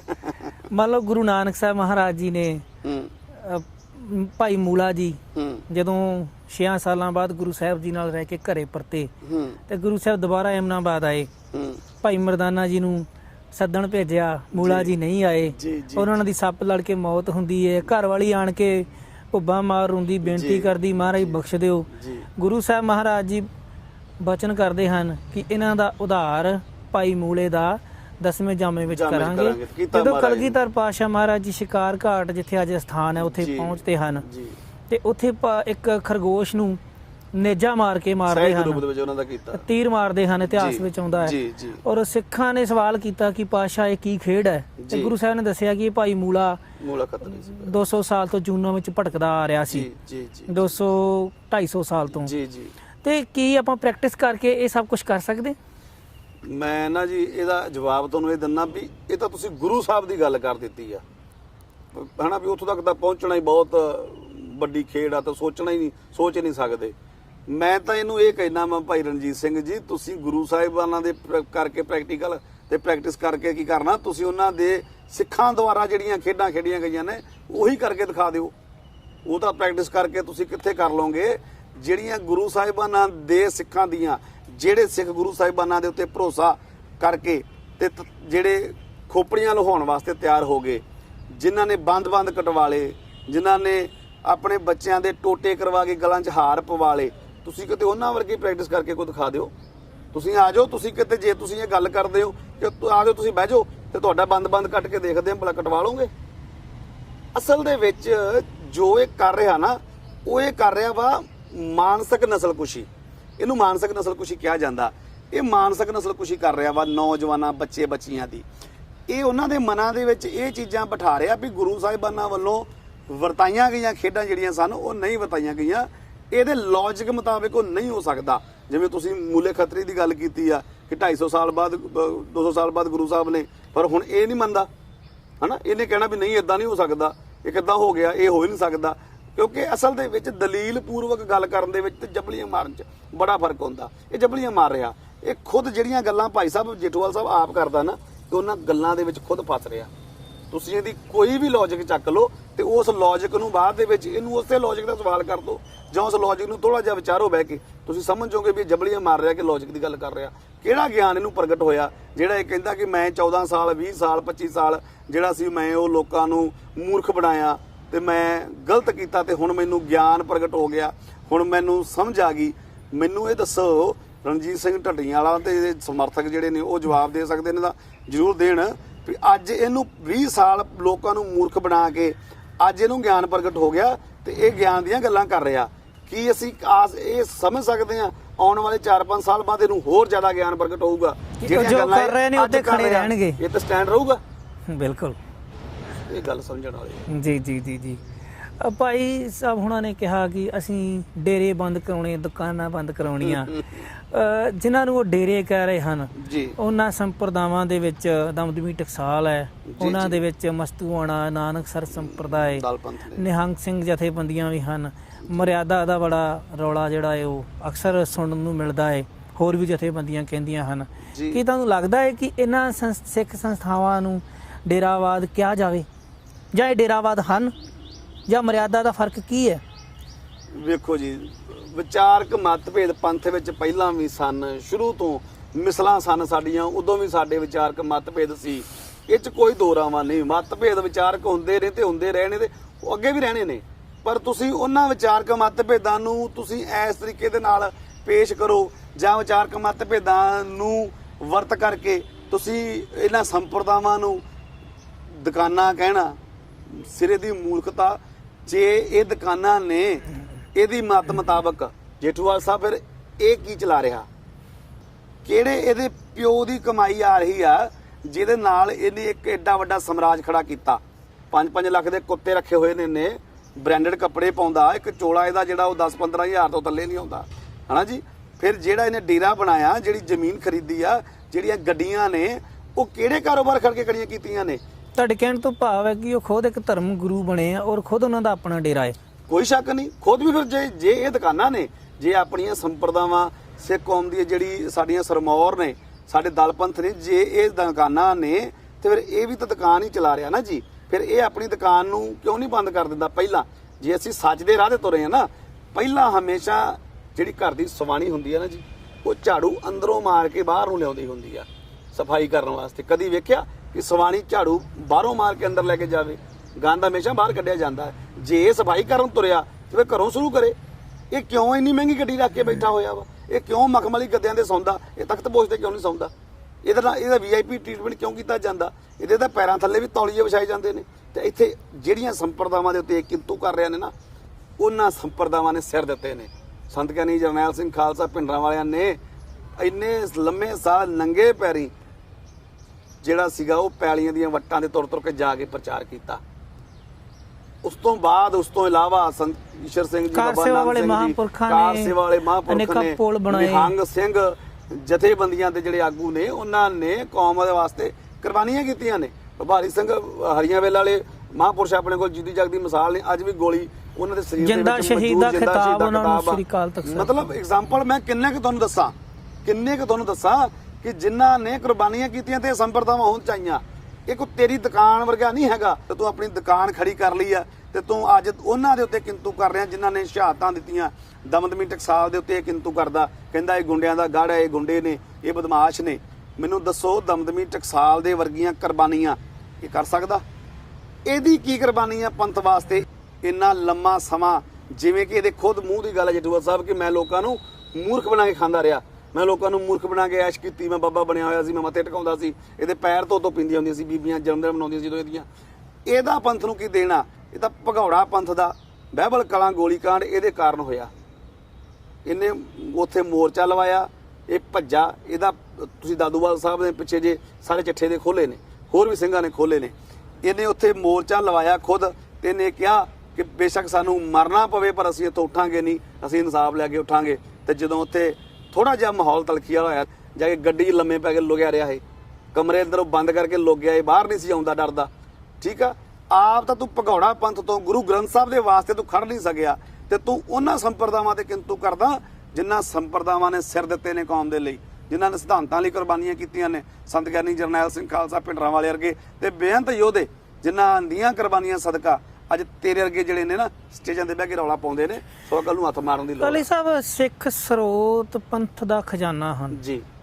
ਸਾਡੇ ਕੋਲ ਗੁਰਬਿਲਾਸ ਪਾਤਸ਼ਾਹ ਛੇਵੀਂ ਜੀ ਸ਼੍ਰੀ ਗੁਰਪ੍ਰਤਾਪ ਸੂਰਜ ਗਿਆਨੀ ਗਿਆਨ ਸਿੰਘ ਜੀ ਜੀ। ਦੇ ਪੰਥ ਪ੍ਰਕਾਸ਼ ਅਤੇ ਅਨੇਕਾਂ ਸਰੋਤ ਹਨ। ਜੀ ਜੀ ਸ਼੍ਰੀ ਗੁਰਪ੍ਰਤਾਪ ਸੂਰਜ ਗ੍ਰੰਥ ਨੂੰ ਇਹਨਾਂ ਨੇ ਕੰਡੈਮ ਕੀਤਾ ਔਰ ਉਹਦੇ ਵਿੱਚੋਂ ਕੁਝ ਐਸੀਆਂ ਜਿਹੜੀਆਂ ਟਿੱਪਣੀਆਂ ਹਨ, ਜੀ ਭੱਦੀਆਂ ਟਿੱਪਣੀਆਂ ਕੀਤੀਆਂ, ਜੀ ਜਿਨ੍ਹਾਂ ਵਿੱਚ ਗੁਰੂ ਸਾਹਿਬਾਨ ਨੂੰ ਵੀ ਨਹੀਂ ਬਖਸ਼ਿਆ ਗਿਆ। ਗੁਰੂ ਸਾਹਿਬਾਨ ਦੇ ਜਿਹੜੇ ਪਿਆਰੇ ਸਿੱਖ ਸਨ, ਮਾਈਆਂ ਭਾਈਆਂ, ਉਹਨਾਂ ਨੂੰ ਵੀ ਨਹੀਂ ਬਖਸ਼ਿਆ ਗਿਆ ਔਰ ਦਰਜਨਾਂ ਵਾਰ ਉਹਨਾਂ ਦਾ ਨਾਮ ਲੈ ਕੇ ਗੁਰੂ ਸਾਹਿਬ ਦੇ ਕਿਰਦਾਰ ਨੂੰ ਸ਼ੱਕੀ ਬਣਾਉਣ ਦੀ ਕੋਸ਼ਿਸ਼ ਕੀਤੀ ਗਈ।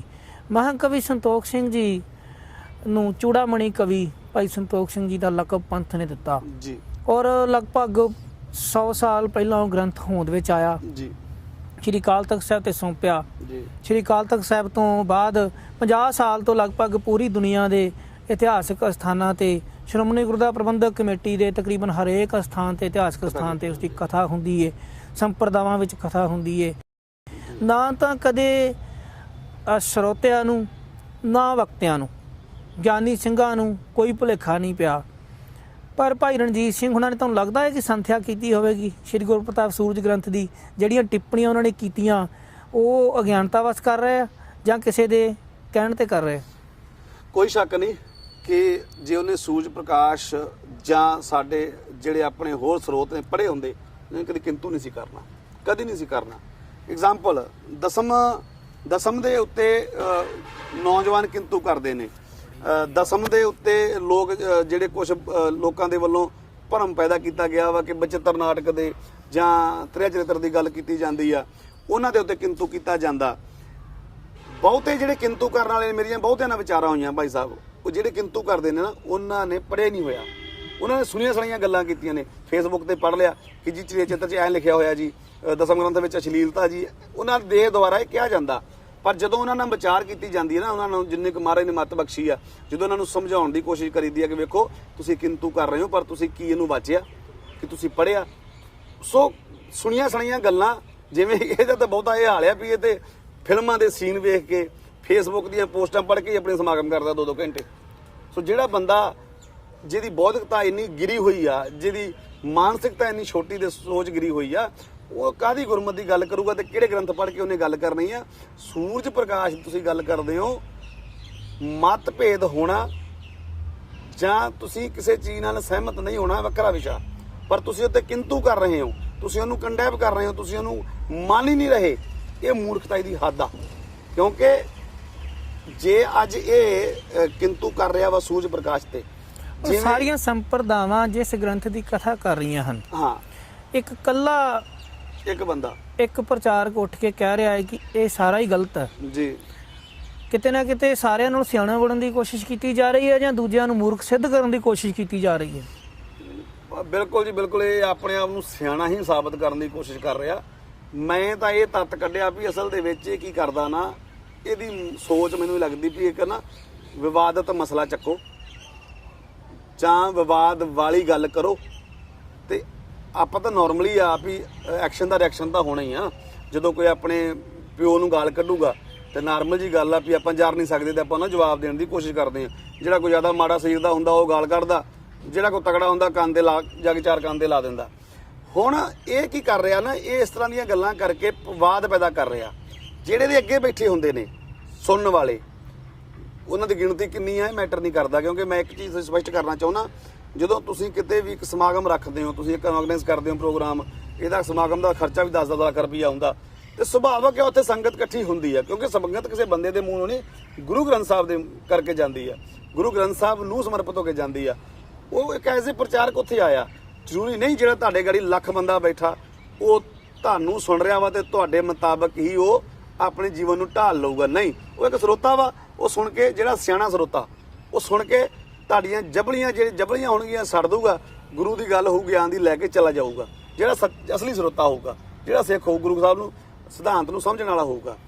ਹੁਣ ਇਹਦੇ ਦੁਆਰਾ ਜਿਹੜਾ ਕਿੰਤੂ ਕੀਤਾ ਜਾਂਦਾ ਵਾ ਗ੍ਰੰਥਾਂ ਦੇ ਉੱਤੇ, ਇਹਨੇ ਇਹ ਕਿਹਾ ਵਾ ਕਿ ਮੈਂ ਗੁਰੂ ਗ੍ਰੰਥ ਸਾਹਿਬ ਦੀ ਬਾਣੀ ਤੋਂ ਇਲਾਵਾ ਕਿਸੇ ਹੋਰ ਚੀਜ਼ ਨੂੰ ਨਹੀਂ ਮੰਨਦਾ। ਇਤਿਹਾਸ ਬੰਦਿਆਂ ਦੁਆਰਾ ਲਿਖਿਆ ਕਿਸੇ ਹੋਰ ਗ੍ਰੰਥ ਨੂੰ ਨਹੀਂ ਮੰਨਦਾ। ਪਰ ਜਿਹੜੀ ਖੰਡੇ ਬਾਟੇ ਦੀ ਪਹੁਲ ਹੈ ਜੀ, ਸ਼੍ਰੀ ਦਸਮ ਗ੍ਰੰਥ ਦੇ ਵਿੱਚ 3 ਬਾਣੀਆਂ ਦਰਜ ਨੇ ਜੀ ਜੀ, ਜਾਪ, ਚੌਪਈ ਸਾਹਿਬ ਔਰ ਸਵਈਏ ਜੀ। ਉਹਨਾਂ 3 ਬਾਣੀਆਂ ਦੇ ਦੁਆਰਾ ਖੰਡੇ ਬਾਟੇ ਦੀ ਜਿਹੜੀ ਪਹੁਲ ਤਿਆਰ ਹੁੰਦੀ ਹੈ। ਜੇ ਆਪਾਂ ਸ਼੍ਰੀ ਗੁਰੂ ਗ੍ਰੰਥ ਸਾਹਿਬ ਤੋਂ ਇਲਾਵਾ ਕਿਸੇ ਗ੍ਰੰਥ ਨੂੰ ਮੰਨਦੇ ਨਹੀਂ, ਫਿਰ ਅਸੀਂ ਅੰਮ੍ਰਿਤ ਨੂੰ ਕੰਡੈਮ ਕਰ ਰਹੇ ਆਪਣੇ ਹੱਥੀਂ। ਮੈਂ ਤੁਹਾਨੂੰ ਇਹ ਗੱਲ ਕਰਨ ਲੱਗਾ ਸੀਗਾ ਵੀ ਇਹ ਤਾਂ ਸਿੱਧਾ ਅਸਲ ਚ ਹਮਲਾ ਹੀ ਇਹੋ ਆ। ਜਿਵੇਂ ਕਿ ਇਹਨੇ ਅੰਮ੍ਰਿਤ ਵੇਲੇ ਤੇ ਵੀ ਕਿੰਤੂ ਕੀਤਾ, ਇਹਨੇ ਵੀ ਕਹਿਤਾ ਕਿ ਬਾਣੀ ਪੜ੍ਹਨ ਦੀ ਲੋੜ ਨਹੀਂ, ਚਾਰਜਿੰਗ ਜਿਹੜੀ ਆ ਤੁਸੀਂ ਉਹ ਕਰਦੇ ਹੋ, ਆਪ ਜਿਹੜਾ ਹੋ ਜਾਓ। ਤੇ ਅਸਲ ਦੇ ਵਿੱਚ ਇਹਨਾਂ ਦੀ ਖੇਡ ਇਹੀ ਆ ਕਿ ਇਹਨਾਂ ਨੇ ਆਉਣ ਵਾਲੇ ਸਮੇਂ ਦੇ ਵਿੱਚ ਇਹ ਕਹਿਣਾ ਵੀ ਤੁਹਾਨੂੰ ਅੰਮ੍ਰਿਤ ਛਕਣ ਦੀ ਲੋੜ ਨਹੀਂ, ਕਿਉਂਕਿ ਇਹਨੇ ਇੱਕ ਧੜਾ ਖੜਾ ਕਰਨਾ।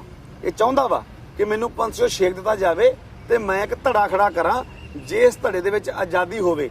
ਰਾਧਾ ਸਵਾਮੀ ਵੀ ਉੱਥੇ ਰੋਕ ਨਹੀਂ ਹੈ, ਨਕਲੀ ਨਿਰੰਕਾਰੀ, ਹਾਂ ਉੱਥੇ ਰੋਕ ਨਹੀਂ ਹੈ, ਜਿਹੜੇ ਡੇਰੇ ਪੰਜਾਬ ਵਿੱਚ ਚੱਲ ਰਹੇ ਨੇ, ਨੂਰਮਹਿਲ ਡੇਰਾ ਚੱਲ ਰਿਹਾ ਹੈ, ਉੱਥੇ ਰੋਕ ਨਹੀਂ ਹੈ ਕਿਸੇ ਚੀਜ਼ ਦੀ। ਉੱਥੇ ਤੁਸੀਂ ਇਹ ਸਭ ਕੁਝ ਕਰ ਸਕਦੇ ਹੋ। ਵੀ ਉਹ ਆਂਦੇ ਸ਼ਰਾਬ ਪੀ ਕੇ ਵੀ ਆ ਜਾਓ, ਕੋਈ ਗੱਲ ਨਹੀਂ, ਵਾਲ ਵੀ ਨਾ ਰੱਖੋ, ਕੇਸ ਵੈਗਰੂ ਕੇਸ ਵੀ ਨਾ ਰੱਖੋ, ਕੋਈ ਗੱਲ ਨਹੀਂ, ਕਿਰਪਾਨ ਅੰਮ੍ਰਿਤ ਵੀ ਛਕਣ ਦੀ ਲੋੜ ਨਹੀਂ, ਇਹੋ ਜਿਹੀਆਂ ਗੱਲਾਂ। ਸੋ ਇਹ ਵੀ ਇੱਕ ਇਹੋ ਜਿਹਾ ਧੜਾ ਖੜਾ ਕਰਨਾ ਚਾਹੁੰਦਾ, ਇਹੋ ਜਿਹੀ ਸੋਚ ਦੇ ਧਾਰਨੀ ਲੋਕਾਂ ਨੂੰ ਜੋੜ ਕਰਕੇ। ਇਹੋ ਜਿਹੇ ਬਹੁਤ ਨੇ ਜਿਹੜੇ ਮਰਿਆਦਾ 'ਚ ਨਹੀਂ ਰਹਿਣਾ ਚਾਹੁੰਦੇ, ਤੇ ਉਹ ਇਹੋ ਜਿਹੇ ਕੰਜਰਖਾਨੇ ਨੂੰ ਹੀ ਚੰਗਾ ਸਮਝਦੇ ਨੇ ਤੇ ਇਸ ਕੰਜਰਖਾਨੇ 'ਚ ਰਲ ਕੇ ਰਹਿਣਾ ਚਾਹੁੰਦੇ ਨੇ।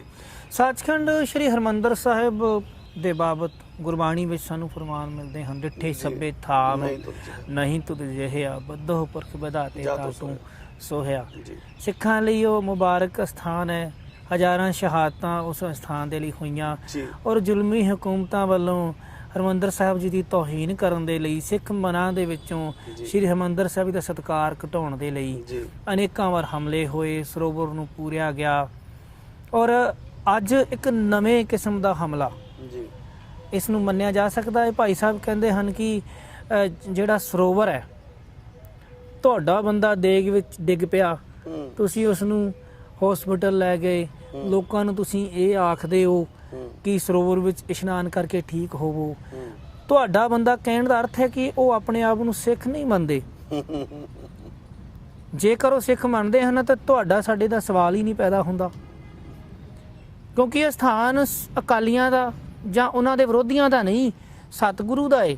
ਔਰ ਸਤਿਗੁਰੂ ਦੇ ਸਥਾਨ ਨੂੰ ਇਦਾਂ ਸੰਬੋਧਨ ਕਰਨਾ, ਉੱਥੇ ਡਿੱਗਿਆ ਏ ਡੇਕ ਦੇ ਵਿੱਚ ਔਰ ਉਹਦੇ ਵੱਲੋਂ ICU 'ਚ ਭਰਤੀ ਹੋਵੇ ਤੇ ਉਹ ਐਸੇ ਸ਼ਬਦ ਵਰਤ ਦੇਣੇ ਉਸ ਪ੍ਰਥਾਏ ਜਾਂ ਆਪਣੀ ਈਰਖਾਵਸ ਹੋ ਕੇ ਵਿਚਾਰ ਸਾਂਝੇ ਕਰਨੇ ਇਨਸਾਨੀਅਤ ਨਾਤੇ ਵੀ ਜਾਇਜ਼ ਨਹੀਂ ਹਨ। ਭਾਈ ਸਾਹਿਬ ਮੈਂ ਉਹ ਬੇਨਤੀ ਤੁਹਾਨੂੰ ਕਰਾਂ ਵੀ ਇੱਕ ਤਾਂ ਨਾ, ਮੈਂ ਪਹਿਲਾਂ ਵੀ ਗੱਲ ਕੀਤੀ ਸੀ, ਜਿਹੜਾ ਵਿਸ਼ਵਾਸ ਤੇ ਭਰੋਸਾ ਨਾ, ਉਹਦੀ ਖੇਡ ਅਸਲ 'ਚ ਇਹਨਾਂ ਲੋਕਾਂ ਨੂੰ ਭਰੋਸਾ ਹੀ ਨਹੀਂ ਹੈਗਾ।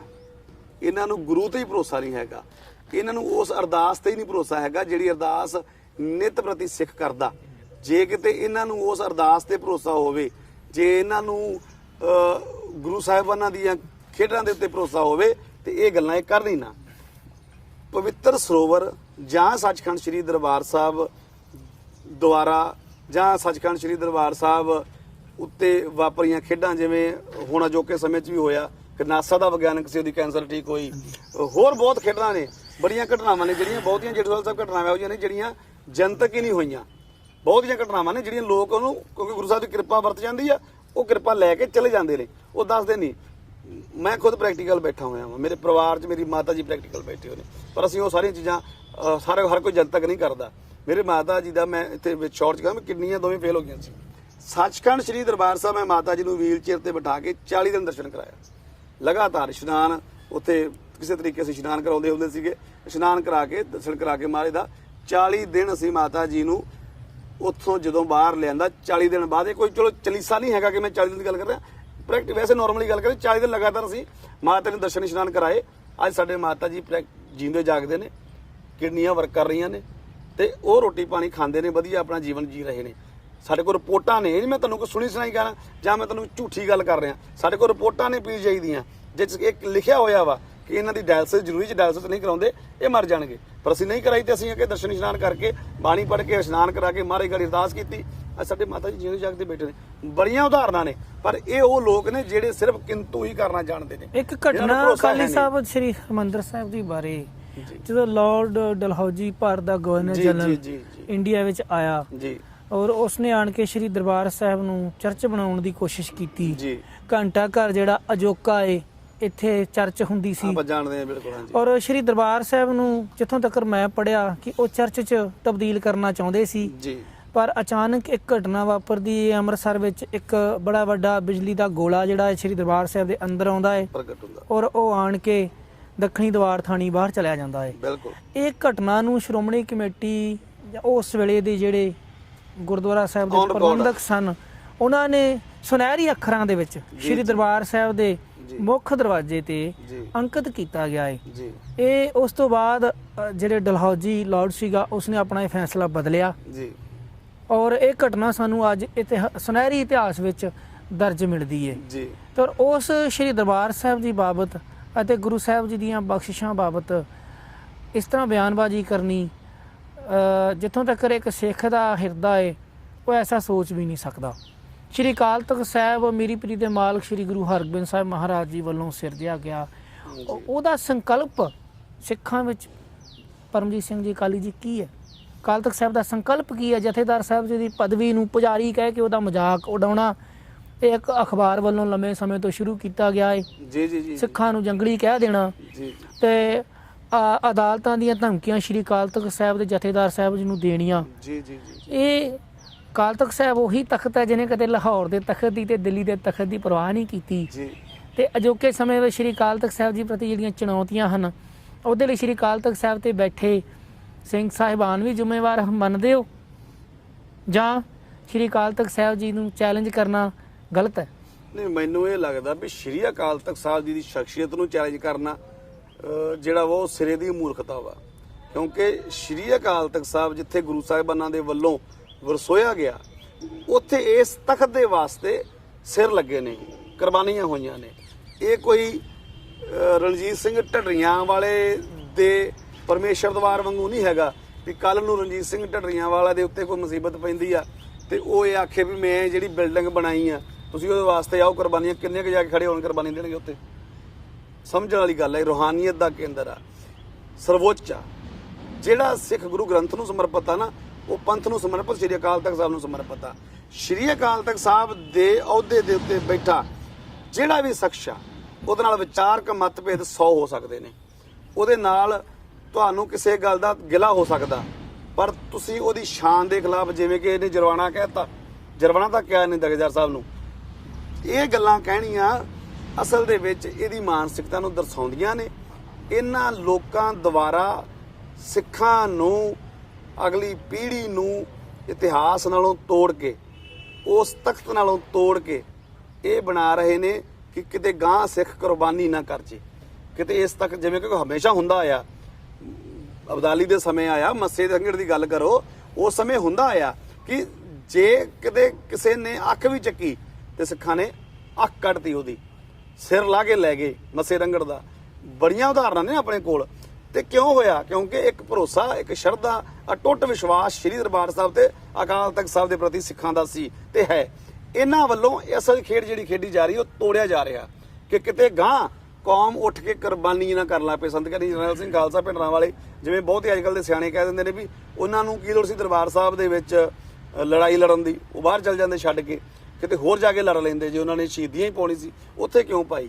ਅਸਲ ਦੇ ਵਿੱਚ ਉਹਨਾਂ ਨੇ ਉਸ ਸਿਧਾਂਤ ਤੇ ਪਹਿਰਾ ਦਿੱਤਾ ਕਿ ਜੇ ਤੁਸੀਂ ਸਾਡੇ ਤਖਤ ਦੇ ਉੱਤੇ ਅੱਖ ਚੱਕਦੇ ਹੋ, ਸਾਡੇ ਗੁਰਧਾਮਾਂ ਦੇ ਉੱਤੇ ਕਿੰਤੂ ਕਰਦੇ ਹੋ ਤੇ ਹਮਲਾ ਕਰਨ ਦੀ ਸੋਚਦੇ ਹੋ, ਤੇ ਅਗਲੇ ਬੰਨੇ ਅਸੀਂ ਖੜੇ ਆ, ਡਟ ਕੇ ਖੜੇ ਆ ਤੇ ਅਸੀਂ ਸਿਰ ਦੇ ਦਿਆਂਗੇ, ਪਰ ਅਸੀਂ ਆਪਣੇ ਤਖਤ ਵੱਲ ਤੁਹਾਨੂੰ ਵੇਖਣ ਨਹੀਂ ਦਿਆਂਗੇ। ਤੇ ਦਿੱਤੇ, ਕੁਰਬਾਨੀਆਂ ਹੋਈਆਂ। ਪਰ ਅੱਜ ਕੱਲ ਦੇ ਜੋ ਕਿ ਉੱਠ ਕੇ ਇਹੋ ਜਿਹੇ ਰਣਜੀਤ ਸਿੰਘ ਢੱਡਰੀਆਂ ਵਾਲੇ ਤੇ ਹੋਰ ਦੂਜੇ ਤੀਜੇ ਉੱਠ ਕੇ ਇਹ ਗੱਲਾਂ ਤੇ ਕਿੰਤੂ ਕਰਕੇ ਨੌਜਵਾਨਾਂ ਨੂੰ ਅਸਲ ਦੇ ਵਿੱਚ ਇਹ ਬੌਧਿਕ ਤੌਰ ਤੇ ਮਾਨਸਿਕ ਤੌਰ ਤੇ ਇਸ ਗੱਲੋਂ ਤੋੜ ਰਹੇ ਨੇ ਕਿ ਕਿਤੇ ਕੱਲ ਨੂੰ ਅਜੋਕੇ ਸਮੇਂ 'ਚ ਜਦੋਂ ਕਿਤੇ ਮੁਸੀਬਤ ਪਵੇ ਜਾਂ ਕੱਲ ਨੂੰ ਕੋਈ ਸਮਾਂ ਹੋ ਜਾਵੇ ਤੇ ਇਹੋ ਜਿਹੇ ਬਣਾ ਦਿਓ ਇਹਨਾਂ ਨੂੰ ਵੀ ਇਹ ਤਖਤ ਵਾਸਤੇ ਖੜਨ ਨਾ, ਇਹ ਸਿਧਾਂਤਾਂ ਵਾਸਤੇ ਨਾ ਖੜਨ, ਇਹ ਮਰਿਆਦਾ ਵਾਸਤੇ ਸਿਰ ਨਾ ਦੇਣ। ਜਿਵੇਂ ਕਿ ਕਹਿੰਦਾ ਕਿ ਸਿਰ ਵਰਤਣ ਦੀ ਲੋੜ ਆ, ਸਿਰ ਦੇਣ ਦੀ ਨਹੀਂ। ਪਰ ਮੈਂ ਇੱਕ ਗੱਲ ਤੁਹਾਨੂੰ ਲੱਗਦਾ ਨਹੀਂ ਉੱਥੇ ਬੈਠੇ ਜਥੇਦਾਰ ਸਾਹਿਬ ਵੱਲੋਂ ਪਿਛਲੇ ਸਮੇਂ ਦੇ ਦੌਰਾਨ ਜੋ ਕੁਝ ਕੀਤਾ ਗਿਆ ਜੀ ਉਹਦੇ ਵਿੱਚ ਕੁਝ ਉਹਨਾਂ ਦਾ ਵੀ ਕਸੂਰ ਹੈ? ਬਿਲਕੁਲ ਘਾਟਾ ਨੇ ਜੀ। ਮੈਂ ਤੁਹਾਨੂੰ ਪਹਿਲਾਂ ਵੀ ਕਿਹਾ ਸੀ, ਮਤਭੇਦ ਵਿਚਾਰਕ ਹੋਣੇ ਉਸ ਇਨਸਾਨ ਪ੍ਰਤੀ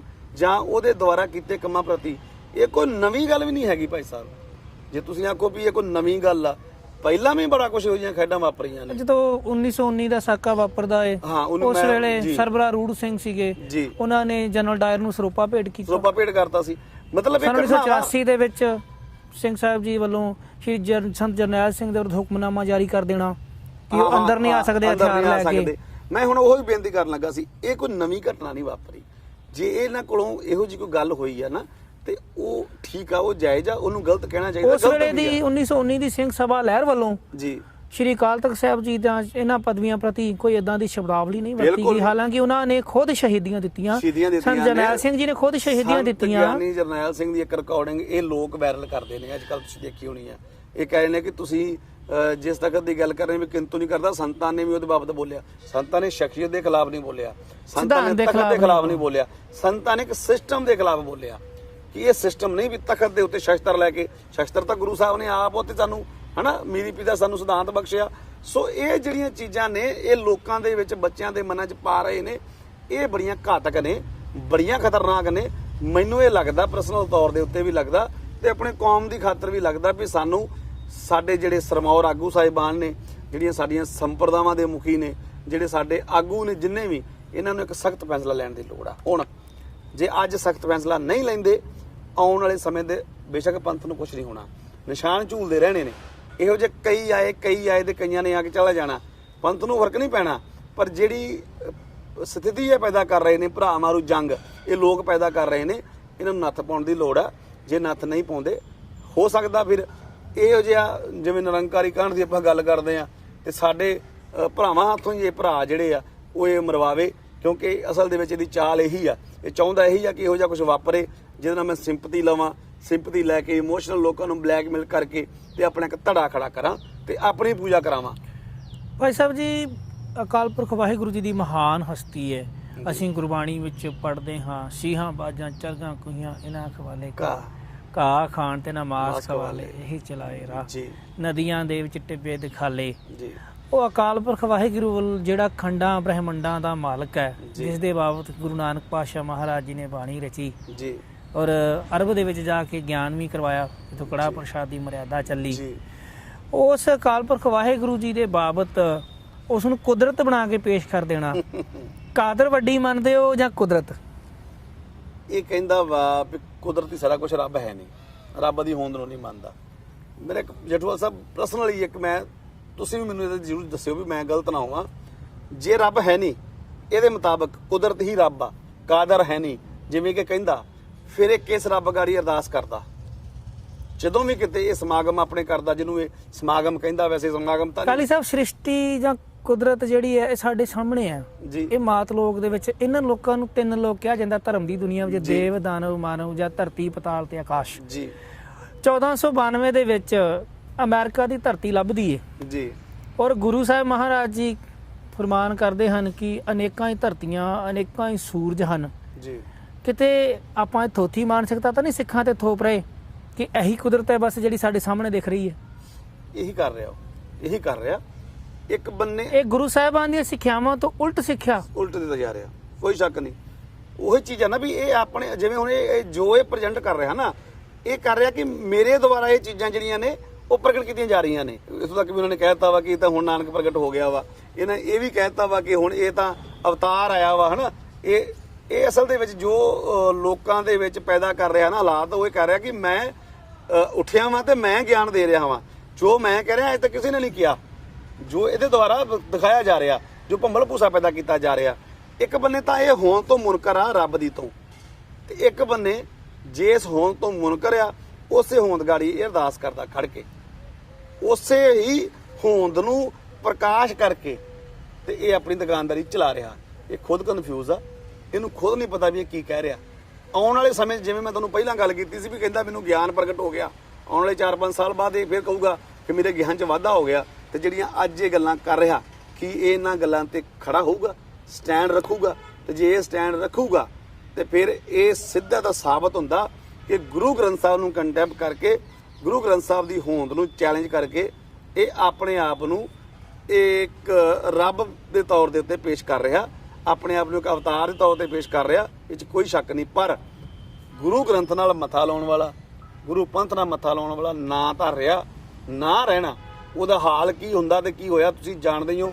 ਐਗਜ਼ਾਮਪਲ ਬੜੇ ਪੈ ਨੇ, ਇੱਕ ਸਰਸੇ ਵਾਲਾ ਹੀ ਵੇਖ ਲਓ ਤੁਸੀਂ, ਆਂਦਾ ਸੀ ਮੇਰੇ ਕਰੋੜਾਂ ਫਾਲੋਵਰ ਨੇ, ਮੈਂ ਮੈਸੇਂਜਰ ਆਫ ਦਾ ਗੌਡ ਆ। ਉਹਦੇ ਕੋਲ ਪੋਲੀਟੀਸ਼ੀਅਨ ਵੀ ਸੀਗੇ, ਉਹਦੇ ਕੋਲ ਪਾਵਰ ਸੀ, ਸਰਕਾਰੀ ਦਰਬਾਰੇ, ਪੈਸਾ, ਸਾਰਾ ਕੁਝ ਸੀਗਾ। ਪਰ ਇੱਕ ਸਿਰਫ ਇੱਕ ਉਹਨੇ ਕੀਤਾ ਸੀ ਕਿ ਉਹਨੇ ਪੰਥ ਨਾਲ ਮੱਥਾ ਲਾਉਣ ਲੱਗਾ ਸੀ। ਗੁਰੂ ਗੋਬਿੰਦ ਸਿੰਘ ਸੱਚੇ ਪਾਤਸ਼ਾਹ ਉਸ ਅਕਾਲ ਪੁਰਖ ਦੀ ਰੀਸ ਕਰਨ ਦੀ ਸਿਰਫ ਉਹਨੇ ਸੋਚੀ ਸੀ।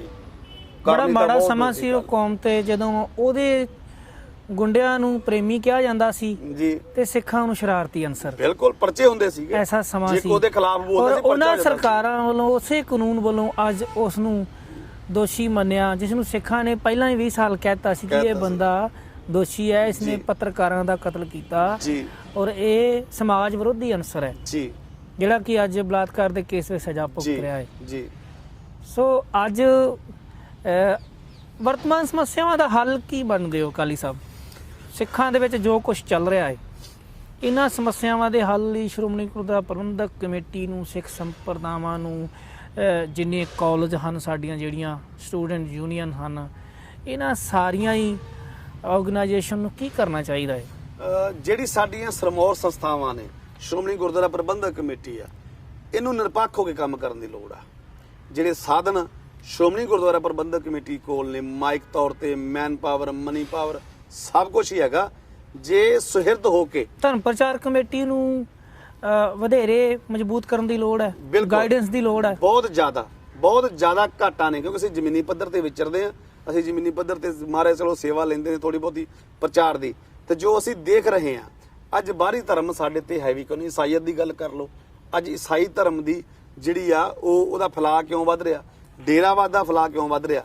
ਕਿਉਂਕਿ ਉਹ ਆਪਣਾ ਹੀ ਕਨਸੈਪਟ ਜਿਹੜਾ ਵਾ ਨਾ, ਉਹਨੂੰ ਅਡਾਪਟ ਕਰਕੇ ਉੱਤੇ ਵਰਕ ਕਰ ਰਹੇ ਨੇ। ਗਰੀਬ ਦਾ ਮੂੰਹ ਗੁਰੂ ਦੀ ਗੋਲ ਕਾਲਾ ਜਿਹੜਾ ਕਨਸੈਪਟ ਆ, ਉਹਨੂੰ ਅਡਾਪਟ ਕਰਕੇ ਉੱਤੇ ਵਰਕ ਕਰ ਰਹੇ ਨੇ। ਤੇ ਉਹਦੇ ਕਰਕੇ ਜਿਹੜਾ ਵਾ, ਕਿਉਂਕਿ ਵੇਖੋ ਅੱਜ ਜਿਹੜਾ ਅਜੋਕਾ ਸਮਾਂ ਚੱਲ ਰਿਹਾ ਨਾ ਕਿਤੇ ਮਾਨਸਿਕ ਤੌਰ ਦੇ ਉੱਤੇ ਜਿਹੜਾ ਆਮ ਮਨੁੱਖ ਆ ਨਾ, ਉਹ ਬਹੁਤ ਟੁੱਟਿਆ ਹੋਇਆ। ਦੁਨਿਆਵੀ ਲੋੜਾਂ, ਸਰੀਰਕ ਲੋੜਾਂ, ਬੱਚਿਆਂ ਦਾ ਭਵਿੱਖ, ਘਰ-ਬਾਰ ਇੱਥੋਂ ਤੱਕ ਸੀਮਤ ਹੋ ਗਿਆ। ਧਰਮ ਦੇ ਵਿਸ਼ੇ ਤੋਂ ਥੋੜਾ ਜਿਹਾ ਭਟਕ ਗਿਆ, ਕਿਉਂਕਿ ਭਰੋਸਾ ਨਹੀਂ ਰਹਿ ਗਿਆ ਨਾ ਗੁਰੂ ਦੇ ਉੱਤੇ। ਉਹ ਭਰੋਸਾ ਨਹੀਂ ਰਹਿ ਗਿਆ ਜਿਹੜਾ ਭਰੋਸਾ ਉਹਨਾਂ ਨੂੰ ਸੀ, ਜਿਨ੍ਹਾਂ ਦੇ ਬੱਚੇ ਦਾ ਦਿਲ ਕੱਢ ਕੇ ਤੇ ਮੂੰਹ 'ਚ ਪਾਉਣ ਦੀ ਗੱਲ ਆਈ ਸੀ, ਤੇ ਉਹਨਾਂ ਨੇ ਹੱਥ ਜੋੜ ਕੇ ਤੇ ਉਹਨੂੰ ਸਵੀਕਾਰ ਕਰ ਲਿਆ, ਕਿਉਂਕਿ ਉਹਨਾਂ ਨੂੰ ਭਰੋਸਾ ਸੀ ਆਪਣੇ ਗੁਰੂ ਦੇ ਉੱਤੇ। ਤੁਹਾਡੇ ਸਵਾਲ ਦੇ ਵਿੱਚੋਂ ਇੱਕ ਸਵਾਲ ਜੀ, ਇਹਨਾਂ ਦੇ ਜਿਹੜੇ ਫਾਲੋਵਰਸ ਹਨ, ਪੱਤਰਕਾਰ ਜਸਬੀਰ ਸਿੰਘ ਹੁਣਾਂ ਨੇ ਸਵਾਲ ਕੀਤਾ ਸੀ ਜੀ, ਉਹਨਾਂ ਦੇ ਦੀਵਾਨ ਵਿੱਚ ਜਾ ਕੇ ਭਾਈ ਰਣਜੀਤ ਸਿੰਘ ਜੀ ਦੇ ਜੀ, ਕਿ ਤੁਸੀਂ ਬਾਬਾ ਬੰਦਾ ਸਿੰਘ ਬਹਾਦਰ ਜੀ ਦੀ ਜਦੋਂ ਸ਼ਹਾਦਤ ਹੋਈ, ਸੁਪੁੱਤਰ ਬਾਬਾ ਅਜੇ ਸਿੰਘ ਜੀ ਦੀ ਜੀ, ਤੁਸੀਂ ਲਾਗੇ ਖੜੇ ਸੀ ਜੀ। ਮੰਨ ਲਓ ਉਹ ਸਵਾਲ ਕਰਨ ਵਾਲੇ ਵੀਰ ਨੇ ਆਪਣੀ ਗਲਤੀ ਮੰਨੀ ਸ਼੍ਰੀ ਅਕਾਲ ਤਖਤ ਸਾਹਿਬ ਤੇ ਜਾ ਕੇ, ਪਰ ਜਿਹੜੀ ਸੰਗਤ ਸੁਣ ਰਹੀ ਹੈ ਜੀ, ਜਿਹੜੇ ਸ਼ਰਧਾਲੂ ਸਿੱਖ ਸੁਣਿਆ ਜਿਨ੍ਹਾਂ ਨੇ ਇਹ ਗੱਲ ਬਾਬਾ ਬੰਦਾ ਸਿੰਘ ਜੀ ਬਹਾਦਰ ਜੀ ਦੇ ਪ੍ਰਤੀ, ਉਹ ਗੱਲ ਕੁਝ ਲੋਕਾਂ ਤੱਕ ਸੀਮਤ ਰਹੀ, ਪਰ ਜਿਹੜੀ ਕਹੀ ਗੱਲ ਆ ਉਹ ਹਜ਼ਾਰਾਂ ਲੱਖਾਂ ਲੋਕਾਂ ਤੱਕ ਪਹੁੰਚੀ। ਤੁਸੀਂ ਮੰਨਦੇ ਹੋ ਕਿ ਇਹਨਾਂ ਗੱਲਾਂ ਦਾ ਹੱਲ ਕੱਲ ਨੂੰ ਆਉਣ ਵਾਲੇ ਸਮੇਂ ਦੇ ਵਿੱਚ ਬਾਬਾ ਬੰਦਾ ਸਿੰਘ ਬਹਾਦਰ ਜੀ ਦੇ ਸੁਪੁੱਤਰ ਬਾਬਾ ਅਜੇ ਸਿੰਘ ਦੀ ਜਦੋਂ ਸ਼ਹਾਦਤ ਹੁੰਦੀ ਹੈ ਜੀ, ਉਸ ਵੇਲੇ ਕਾਫੀ ਖਾਨ ਜਿਹੜਾ ਹੈ ਉਹ ਲਾਗੇ ਖੜਾ ਸੀ। ਕਾਫੀ ਖਾਨ ਇਬਰਤਨਾਮਾ ਕਿਤਾਬ 1716 ਦੇ ਵਿੱਚ ਸ਼ਹਾਦਤ ਹੁੰਦੀ ਹੈ ਜੀ ਜੀ, ਔਰ 1722 ਵਿੱਚ ਉਸੇ ਕਾਫੀ ਖਾਨ ਨੇ ਇਬਰਤਨਾਮਾ ਲਿਖਿਆ।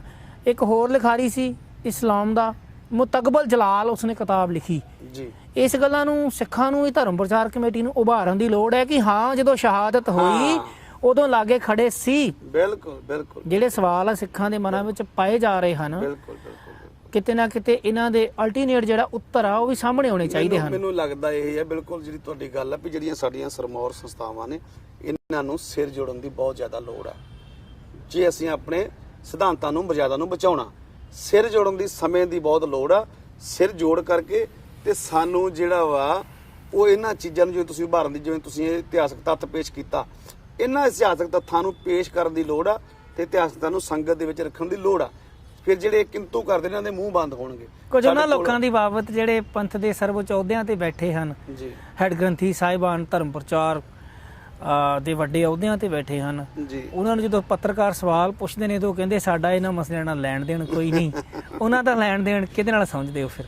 ਤੇ ਜੇ ਤੁਹਾਡਾ ਕਿਹੜੇ ਤਲ ਤੇ ਵਿਚਰਦੇ ਆ? ਗੁਰੂ ਦੇ ਨਾਲ ਹੀ ਲੈਣ ਦੇਣ ਨਹੀਂ, ਇੱਕ ਕੋਈ ਬੰਦਾ ਉੱਠ ਕੇ ਗੁਰੂ ਤੇ ਹੀ ਕਿੰਤੂ ਕਰ ਰਿਹਾ, ਜਿਸ ਗੁਰੂ ਦੇ ਕਰਕੇ ਤੁਸੀਂ ਹੈਡ ਗ੍ਰੰਥੀਆਂ ਦੇ ਅਹੁਦੇ ਤੇ ਹੋ, ਤੁਸੀਂ ਜਹੇਦਾਰਾਂ ਦੇ ਅਹੁਦੇ ਤੇ ਹੋ, ਤੁਸੀਂ ਸੰਪਰਦਾਵਾਂ ਦੇ ਮੁਖੀ ਹੋ, ਤੇ ਜੇ ਤੁਹਾਨੂੰ ਕਾਲੀ ਸਾਹਿਬ ਭਾਈ ਰਣਜੀਤ ਸਿੰਘ ਜੀ ਤੇ ਇਹ ਜਿੰਨੇ ਵੀ ਜਿਹੜੇ ਆਲੋਚਕ ਹਨ ਜੀ ਉਹ ਵਿਦਵਤਾ ਮੰਨਦੇ ਹਨ, ਮੈਂ ਤਾਂ ਇਹਨੂੰ ਵਿਦਵਤਾ ਨਹੀਂ ਮੰਨਦਾ ਜੀ ਇਸ ਨੂੰ, ਜੀ ਜੀ ਪਰ ਉਹਨਾਂ ਦਾ ਨਿਸ਼ਾਨਾ ਵੀ ਜਥੇਦਾਰ ਹੀ ਹਨ।